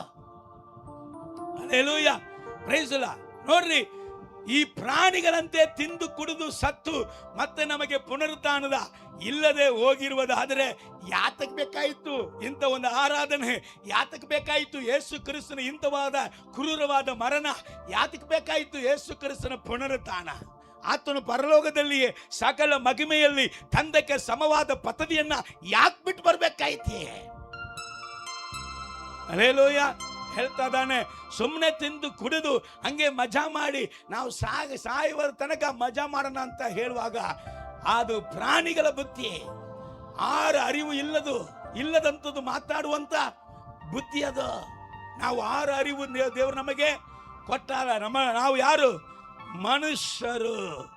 ಓದಮ್ಮ 15ನೇ ವಾಕ್ಯ, 19ನೇ ವಾಕ್ಯ ಮಾತ್ರ ಓದಿ. ಈಗ ಈ ಜೀವಮಾನ ಕಾಲದ ಪೂರ್ತಿಗೆ, ಹಲೋ ಕ್ರೈಸ್ತರೇ ಇಲ್ಲಿ ಗಮನಿಸ್ರಿ, ಆತ್ಮೀಗರು ಇಲ್ಲಿ ಗಮನಿಸ್ರಿ, ಈ ಜೀವಮಾನ ಕಾಲದ ಪೂರ್ತಿಗೆ ನಾವು ಕ್ರಿಸ್ತನಲ್ಲಿ ನಿರೀಕ್ಷೆ ಇಟ್ಟುಕೊಂಡದ್ದೇ ಹೊರತು, ನಾವು ಈ ಜೀವಮಾನ ಕಾಲದ ಪೂರ್ತಿಗೆ ಅಂದರೆ ಕುಡಿಯುವುದಕ್ಕೂ ತಿನ್ನುವುದಕ್ಕೂ ಉಡಿಸುವುದಕ್ಕೂ ಹೋಗುವುದಕ್ಕೂ ಬರುವುದಕ್ಕೂ ಕಾರಕ್ಕೂ ಬಂಗ್ಲಾಕ್ಕೂ ಮನೆಗೂ ಮಾತ್ರ ದೇವರ ಮೇಲೆ ನಾವು ನಂಬಿಕೆ ಇಟ್ಟವರಾಗಿ ಇದ್ದರೆ, ಮತ್ತೇನು ಇಲ್ಲದಿದ್ದರೆ, ಮತ್ತೆ ಏನು ಆತ್ಮಿಕ ಜೀವಿತ ಇಲ್ಲ, ಪ್ರಾರ್ಥನೆ ಇಲ್ಲ, ಪರಲೋಕದ ನಿರೀಕ್ಷೆ ಇಲ್ಲ, ಮೇಲಾದವುಗಳ ಮೇಲೆ ಮನಸ್ಸಿಡುವಂತ ಕಾರ್ಯಗಳಿಲ್ಲ, ಅರ್ಪಣೆಗಳಿಲ್ಲ, ವರಗಳಿಲ್ಲ, ದೇವರ ಧ್ಯಾನ ಇಲ್ಲ, ದರ್ಶನ ಇಲ್ಲ, ದೇವರ ಗುರಿ ಇಲ್ಲ, ದೇವರ ಹೃದಯವನ್ನು ತಿಳಿದುಕೊಳ್ಳುವಂತ ಮನಸ್ಸಿಲ್ಲ, ದೇವರ ಸಮ್ಮುಖದಲ್ಲಿ ಕಾದಿರುವಂತ ಕಾರ್ಯಗಳಿಲ್ಲ. ಈ ರೀತಿಯಾಗಿ ಒಂದು ಆತ್ಮಿಕ ಜೀವಿತ ಮಾಡುವುದಾದ್ರೆ ಎಲ್ಲಾ ಮನುಷ್ಯರಲ್ಲಿಯೂ ನಿರ್ಭಾಗ್ಯರೇ ಸರಿ. ಎಲ್ಲ ಮನುಷ್ಯರಕ್ಕಿಂತ ನೀವು ನಿರ್ಭಾಗ್ಯರೇ ಸರಿ. ಲೋಕದವನಕ್ಕಿಂತ ನಿಮ್ಮ ಬದುಕು ಬಹಳ ಕೆಟ್ಟದಾಗಿರ್ತದೆ. ಇದು ಯಾರಿಗೆ ಹೇಳ್ತಾ ಇದೀವಿ? ಹೊಸದಾಗಿ ಬಂದಿದ್ದವಕ್ಕೆಲ್ಲ ಹೇಳ್ಬಿಟ್ಟೆ. ನಿಮಗೆ ಸಮಾಧಾನ, ನಿಮಗೆ ಸಂತೋಷ, ಆದ್ರೆ ಆತ್ಮೀಗರಿಗೆ ಯಾವುದು ಸಮಾಧಾನ, ಯಾವುದು ಸಂತೋಷ, ಯಾವುದು ಜಯ ಎಂಬುದಾಗಿ ದೇವರು ನುಡಿಯುವುದನ್ನ ಸ್ವಲ್ಪ ಗಮನಿಸೋಣ. ಗಮನಿಸಿರಿ. ಓಕೆ, ಈಗ ಓದ್ ಮಗಳೇ 23. ಯಾಕೆ ದೇವರು ಈ ರೀತಿಯಾಗಿ ಹೇಳ್ತಾ ಇದ್ದಾರೆ? ನಾವು ಉಣ್ಣನ್ನ ಕುಡಿಯನ್ನ ಈ ಭೂಮಿಯಲ್ಲಿ ಮಾತ್ರ ನಾವು ಆಶೀರ್ವಾದವಾಗಿ ಇರುವುದಕ್ಕೆ ಮಾತ್ರ ನಾವು ದೇವರ ಮೇಲೆ ನಂಬಿಕೆ ಇಟ್ಟವರಾಗಿದ್ರೆ ನಾವು ಎಲ್ಲ ಮನುಷ್ಯರಿಗಿಂತ ಭ್ರಷ್ಟರಾಗುತ್ತೇವೆ ಅಂತ ಯಾಕಪ್ಪ ಸತ್ಯವೇದ ಹೇಳಿಕೊಡುತ್ತದಂದ್ರೆ, ಮನುಷ್ಯನಿಗೆ ಬರೀ ದೇಹ ಮಾತ್ರ ಇಲ್ರಿ. ಮನುಷ್ಯನಿಗೆ ಬರೀ ದೇಹ ಮಾತ್ರ ಇಲ್ಲ. ಮನುಷ್ಯನಿಗೆ ಏನಿದೆ? 1 ಥೆಸಲೋನಿಕ ಪತ್ರಿಕೆ 5ನೇ ಅಧ್ಯಾಯ 23ನೇ ವಾಕ್ಯ. ಒಂದು 10 ನಿಮಿಷ ಕೊಡಿ, ಬೇಗ ಹೋಗಿ ಮುಗಿಸ್ಬಿಡ್ತೇನೆ. ಹಲ್ಲೆಲೂಯಾ, ಸ್ತೋತ್ರ. ಶಾಂತಿದಾಯಕನಾದ ದೇವರು ತಾನೇ ನಿಮ್ಮನ್ನು ಪರಿಪೂರ್ಣವಾಗಿ ಪವಿತ್ರ ಮಾಡಲಿ. ಪರಿಪೂರ್ಣವಾಗಿ ಶಾಂತಿದಾಯಕನಾದ ದೇವರು ಪರಿಪೂರ್ಣವಾಗಿ ಸಭೆಯನ್ನ ಪವಿತ್ರ ಮಾಡಲಿ. ಸಭೆನ ಪರಿಪೂರ್ಣವಾಗಿ ಪವಿತ್ರ ಮಾಡಲಿ. ಹಲ್ಲೆಲೂಯಾ. ನಮ್ಮ ಕರ್ತನಾದ ಯೇಸು ಕ್ರಿಸ್ತನು ಪ್ರತ್ಯಕ್ಷನಾದಾಗ ನಿಮ್ಮ ಆತ್ಮ ಪ್ರಾಣ ಶರೀರಗಳು, ನಿಮ್ಮ ಆತ್ಮ ಪ್ರಾಣ ಶರೀರ ದೋಷವಿಲ್ಲದೆ ಸಂಪೂರ್ಣವಾಗಿ ಕಾಣಿಸುವಂತೆ, ಸಂಪೂರ್ಣ ಕರಗಳದಟ್ಟು ಸಂಪೂರ್ಣವಾಗಿ ಕಾಣಿಸುವಂತೆ ಕಾಪಾಡಲ್ಪಡಲಿ. ಹಲ್ಲೆಲೂಯಾ.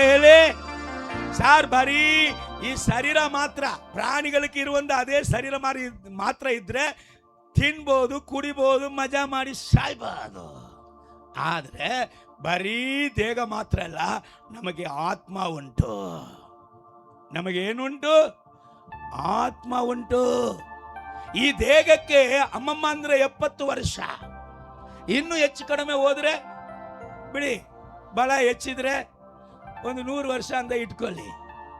ಅದಕ್ಕೆ ಮೇಲೆ ಇದಕ್ಕೆ ಗ್ಯಾರಂಟಿ ಈ ಲೋಕದಲ್ಲಿ ಇಲ್ಲ.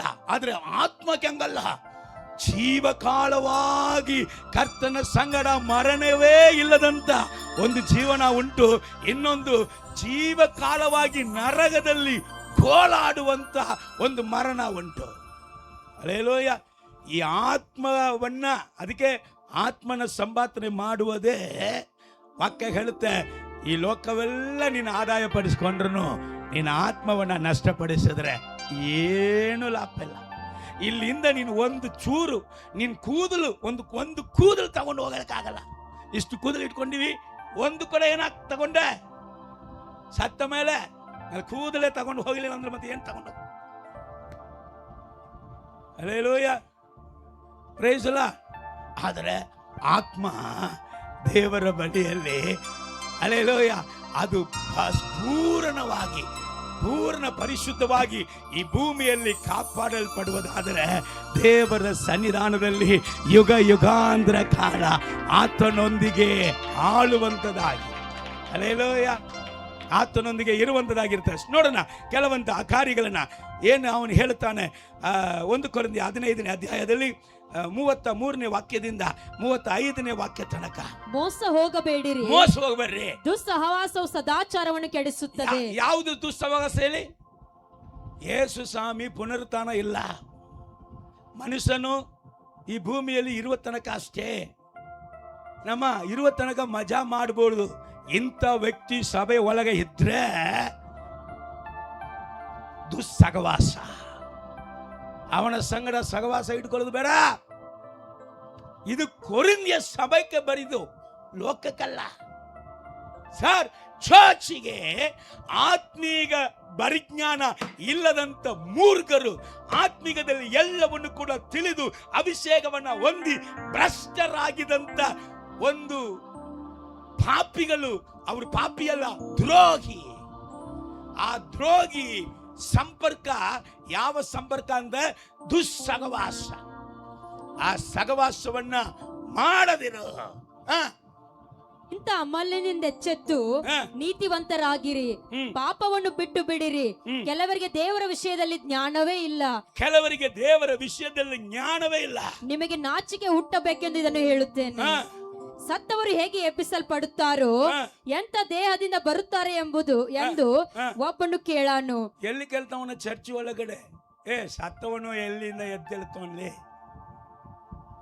ಮತ್ತೆ ಅವನು ಮತ್ತೆ ಹೆಂಗೆ ಎದ್ದು ಬರ್ತಾವನ ಅಂತ ಕೇಳ್ತಾನ. ನಿನ್ ಗೊತ್ತಿಲ್ವಾ? 1 ಕೊರಿಂಥ್ಯ 15ನೇ ಅಧ್ಯಾಯ 44ನೇ ವಾಕ್ಯ ಹೇಳುತ್ತೆ. ಓದು, ಪಟ್ಟಂದ ಓದು. 1 ಕೊರಿಂಥ್ಯ. ಪ್ರಾಕೃತ ದೇಹವಾಗಿ ಬಿತ್ತಲ್ಪಡುತ್ತದೆ. ಸಾರ್ ಈ ದೇಹ ಪ್ರಾಕೃತವಾದದು ಪರಲೋಕವನ್ನ ಯಾವತ್ತು ಸ್ವಾಧೀನ ಮಾಡಿಕೊಳ್ಳುವುದೇ ಇಲ್ಲ. ಕರಗಳ ತಟ್ಟು. ಪ್ರಾಕೃತವಾದದು ಪರಲೋಕವನ್ನ ಯಾವತ್ತು ಕೂಡ ಸ್ವಾಧೀನ ಮಾಡಿಕೊಳ್ಳುವುದೇ ಇಲ್ಲ. ಪ್ರಾಕೃತವಾದದು ಬಿತ್ತಲ್ಪಡುತ್ತೆ. ಆತ್ಮಿಕ ದೇಹವಾಗಿ ಎದ್ದು ಬರುವುದು. ಆತ್ಮಿಕ ದೇಹವಾಗಿ ಎದ್ದು ಬರುವುದು. ಪ್ರಾಕೃತ ದೇಹವಿರುವುದಾದರೆ, ಪ್ರಾಕೃತ ದೇಹ ಇರುವುದಾದರೆ ಆತ್ಮಿಕ ದೇಹವೂ ಇರುವುದು. ಆತ್ಮಿಕ ದೇಹವೂ ಇರುವುದು. ಈ ಪ್ರಾಕೃತಕ್ಕೆ ಒಂದು ದೇಹ ಇದೆಯಾ ಸಾರ್? ನಿನ್ನ ಆತ್ಮಕ್ಕೆ ಒಂದು ದೇಹ ಇದೆ ರೀ. ನೀನು ಇದಕ್ಕಾಗಿ ಮಾತ್ರ ತಿಂದು ಕುಡಿದು ನಾವು ಪ್ರಾಣಿಗಳ ತರ ಜೀವಿಸುವುದಲ್ಲ. ನಾವು ತಿನ್ನುವುದಕ್ಕೆ ಎಲ್ಲ ಇದ್ದಾಗಲೂ ಕೂಡ ಉಪವಾಸ ಮಾಡಿ ನಮ್ಮ ಒಳಗಡೆ ಇರುವಂತ ಆ ನೂತನ ಮನುಷ್ಯನನ್ನ ದಿನೇ ದಿನೇ ದಿನೇ ದಿನೇ ಅವನನ್ನ ಪುಷ್ಟನಾಗಿ ಮಾಡುವುದಿಗೆ, ಅವನನ್ನ ಭಕ್ತಿಯಲ್ಲಿ ಬೆಳೆಸುವುದಿಗೆ, ಅವನನ್ನ ಸ್ಟ್ರಾಂಗ್ ಮನುಷ್ಯನಾಗಿ ಮಾಡಿದ್ರೆ ಪುನರುತ್ಥಾನದ ಮಹಿಮೆಯಲ್ಲಿ ಈ ಭೂಮಿಯಲ್ಲಿ ಆತ್ಮೀಕ ಶರೀರ ಬಲ ಹೊಂದುವುದಿಗೆ ಯೇಸುವಿಗಾಗಿ ಏನಾದರೂ ಮಾಡಬೇಕು. Hallelujah, praise the Lord. ಕೊನೆಯದಾಗಿ ನಾನು ಮುಗಿಸಲಿಗೆ ಬಯಸುತ್ತೇನೆ. ಮುಂದೆ ಹೋಗೋಣ. ಅಲ್ಲಿ 1 ಕೊರಿಂಥ್ಯ 15ನೇ ಅಧ್ಯಾಯ 44ನೇ ವಾಕ್ಯ ಹೇಳಿತ್ತು, ಪ್ರಾಕೃತ ದೇಹ ಬಿತ್ತಲ್ಪಡುತ್ತದೆ, ಆತ್ಮಿಕ ದೇಹವಾಗಿ ಏನಾಗುತ್ತೆ? ಎದ್ದು ಬರುತ್ತದೆ. ಪ್ರಾಕೃತ ದೇಹ ಇರುವುದಾದರೆ ಆತ್ಮಿಕ ದೇಹವೂ ಇರುವುದು. 1 ಯೋಹಾನ ಪತ್ರಿಕೆ 3ನೇ ಅಧ್ಯಾಯ 2ನೇ ವಾಕ್ಯ. ಈ ಆತ್ಮಿಕ ದೇಹ ಹೇಗಿರ್ತದ್ರಿ? ಅದು ಹೇಗಾಗತ್ರಿ? ಸತ್ತ ಮೇಲೆ ಈ ಆತ್ಮಿಕ ದೇಹ ಉಂಟಂತ ಹೇಳ್ತಾ ಇದಿರಲ್ಲ, ಅದು ಎಲ್ಲಿಗೆ ಹೋಗ್ತೆ? ಅದು ಹೆಂಗ್ ಬದಲಾಗುತ್ತೆ? ಅದು ಯಾವ ರೂಪದಲ್ಲಿ ಇರ್ತದೆ? ಸಿಂಸನ್ ಇದೇ ತರ ಇರ್ತಾನ? ಗ್ರೇಸಿ ಇದೇ ತರ ಇರ್ತಾಳ, ಶೇಷ ಇದೇ ತರ ಇರ್ತಾಳ, ರವಿ ಇದೇ ತರ ಇರ್ತಾನ, ಇನ್ನು ಹೆಸರು ಹೇಳಿದ್ರೆ ಎದರ್ತಿರೋ, ಹಲ್ಲೆಲೂಯಾ. ಭೂಜ ಇದೇ ತರ ಇರ್ತಾಳ, ಸಗಾಣ ಇದೇ ತರ ಇರ್ತಾಳ, ಹಲ್ಲೆಲೂಯಾ. Praise the lord. ಆತ್ಮಿಕ ದೇಹ ಹೇಗಿರುತ್ತೆ? ಆತ್ಮಿಕ ದೇಹ ಅದಕ್ಕೋಸ್ಕರ ಈ ಭೂಮಿಯಲ್ಲಿ ಜೀವನ ಮಾಡ್ಬೇಕಂತ ಹೇಳ್ತಾ ಇದಿರಲ್ಲ, ಅದು ಹೇಗಿರುತ್ತೆ ಸ್ವಲ್ಪ ಗಮನಿಸೋಣ. ಓದಮ್ಮ. ಪ್ರಿಯರೇ, ಈಗ ದೇವರ ಮಕ್ಕಳಾಗಿದ್ದೇವೆ. ಪ್ರಿಯರೇ, ಈಗ ದೇವರ ಮಕ್ಕಳಾಗಿದ್ದೇವೆ. ಮುಂದೆ ನಾವು ಏನಾಗುವೆವೋ ಅದು ಇನ್ನೂ ಪ್ರತ್ಯಕ್ಷವಾಗಲಿಲ್ಲ. ಅದು ಇನ್ನೂ ಪ್ರತ್ಯಕ್ಷವಾಗಲಿಲ್ಲ. ಕ್ರಿಸ್ತನು ಪ್ರತ್ಯಕ್ಷನಾಗುವಾಗ ಹಲ್ಲೆಲೂಯಾ. ಮೂರನೇ ದಿವಸ ಜೀವಂತನಾಗಿ ಎದ್ದು ಬಂದು ಶಿಷ್ಯರ ಮುಂದೆ ಪರಲೋಕ ಏರಿ ಹೋಗಿದಂತೆ ಅದೇ ಯೇಸು ಕ್ರಿಸ್ತನು ಪುನಃ ಈ ಭೂಮಿ ಮೇಲೆ ಪ್ರತ್ಯಕ್ಷನಾಗುವಂತ ಕಾಲವು ಬರುತ್ತೆ. ನನ್ನ ದೇವರು ಜೀವಂತನಾಗಿ ಇರುವಂತ ದೇವರು ಮಾತ್ರ ಅಲ್ಲ, ಪುನಃ ಈ ಭೂಮಿ ಮೇಲೆ ರಾಜನಾಗಿ ಕರ್ತನ ಆಗಿ ಆತನು ಪ್ರತ್ಯಕ್ಷನಾಗುತ್ತಾನೆ. ಆತನು ಬರಲಿಕ್ಕಿರ ತನ್ನ ಆತ್ಮವನ್ನ ಪರಿಶುದ್ಧವಾಗಿ, ತನ್ನ ದೇಹವನ್ನ ಪರಿಶುದ್ಧವಾಗಿ, ತನ್ನ ಪ್ರಾಣವನ್ನ ಪರಿಶುದ್ಧವಾಗಿ ಕಾಪಾಡಿಕೊಂಡವರಿಗೆ ಸಿಕ್ಕುವಂತ ಗಿಫ್ಟ್ ಏನಯ್ಯ ಅಂದ್ರೆ, ಓದ್ ಮಗಳೇ, ಕ್ರಿಸ್ತನು ಪ್ರತ್ಯಕ್ಷನಾಗುವಾಗ ನಾವು ಆತನ ಆಗಿರುವೆವೆಂದು ನಾವು ಸಹ ಯೇಸು ಕ್ರಿಸ್ತನು ಅತಿ ಸುಂದರನು, 10,000ದಲ್ಲಿ ಸುಂದರನು, ಆತನ ಹಾಗೆಯೇ ಈ ಕಪ್ಪುನ ದೇಹ, ಈ ಕುಳ್ಳಿಕ್ಕಿರುವಂತ ದೇಹ, ಈ ಅಸಹ್ಯ ಅಂತ ತಳ್ಳಿ ಬಿಟ್ಟಂತ ಈ ದೇಹವು ಯೇಸು ಕ್ರಿಸ್ತನ ಹಾಗೆಯೇ ಮಹಿಮೆಯ ದೇಹವಾಗಿ ಬದಲಾಗುತ್ತೆ. Hallelujah, hallelujah. ಕೊನೆ ವಾಕ್ಯ, ನಾನು ಬಹಳ ಕಟ್ ಮಾಡಿ ಮುಂದೆ ಹೋಗುತ್ತೇನೆ. ಕೊನೆ ವಾಕ್ಯ. ಆದ ಕಾರಣ ನಾನು ಏನ್ ಮಾಡಬೇಕು? ಮೂರನೇದಾಗಿ 2 ಕೊರಿಂಥಿಯ 5:15 ಓದಿ ಮುಗಿಸೋಣ. 5:15. ಜೀವಿಸುವರು ಇನ್ನು ಮೇಲೆ ತಮಗಾಗಿ ಜೀವಿಸದೆ ಸಾರ್ ನಿನಗಾಗಿ ಮಾತ್ರ, ನಿನ್ನ ಇಷ್ಟಕ್ಕಾಗಿ ಮಾತ್ರ. ದೇವರೇ ನನಗಿದು ಬೇಕು ಹಂಗೆ ಕೇಳ್ಬೇಡ, ನಿನಗೆ ಸಿದ್ಧವಾದ್ರೆ ಕೊಡಿಸು. ಹಲ್ಲೆಲೂಯಾ. ನಿನಗೆ ಸಿದ್ಧವಾದ್ರೆ ಕೊಡಿಸು, ನಿನ್ನ ಸಿದ್ಧವಾದ್ರೆ ಕರ್ಕೊಂಡು ಹೋಗು. ನಿನಗೆ ಸಿದ್ಧ ಇಲ್ಲದಂತ ಆಶೀರ್ವಾದ ಈ ಭೂಮಿಯಲ್ಲಿ ನನಗೆ ಬರುವುದಾದ್ರೆ ಸೈತಾನಿಂದ ಬರುತ್ತೆ. ಅದು ಎಷ್ಟು ನನ್ನನ್ನು ಸಂತೋಷ ಪಡಿಸುವುದಾದ್ರೂ ಬೇಡ ಅದಲ್ಲ. ಹಲ್ಲೆಲೂಯಾ.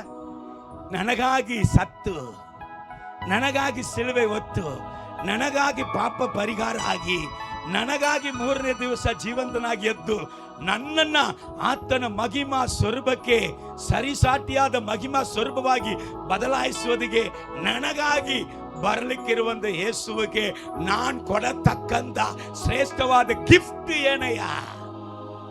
ಏನ್ ಗಿಫ್ಟ್?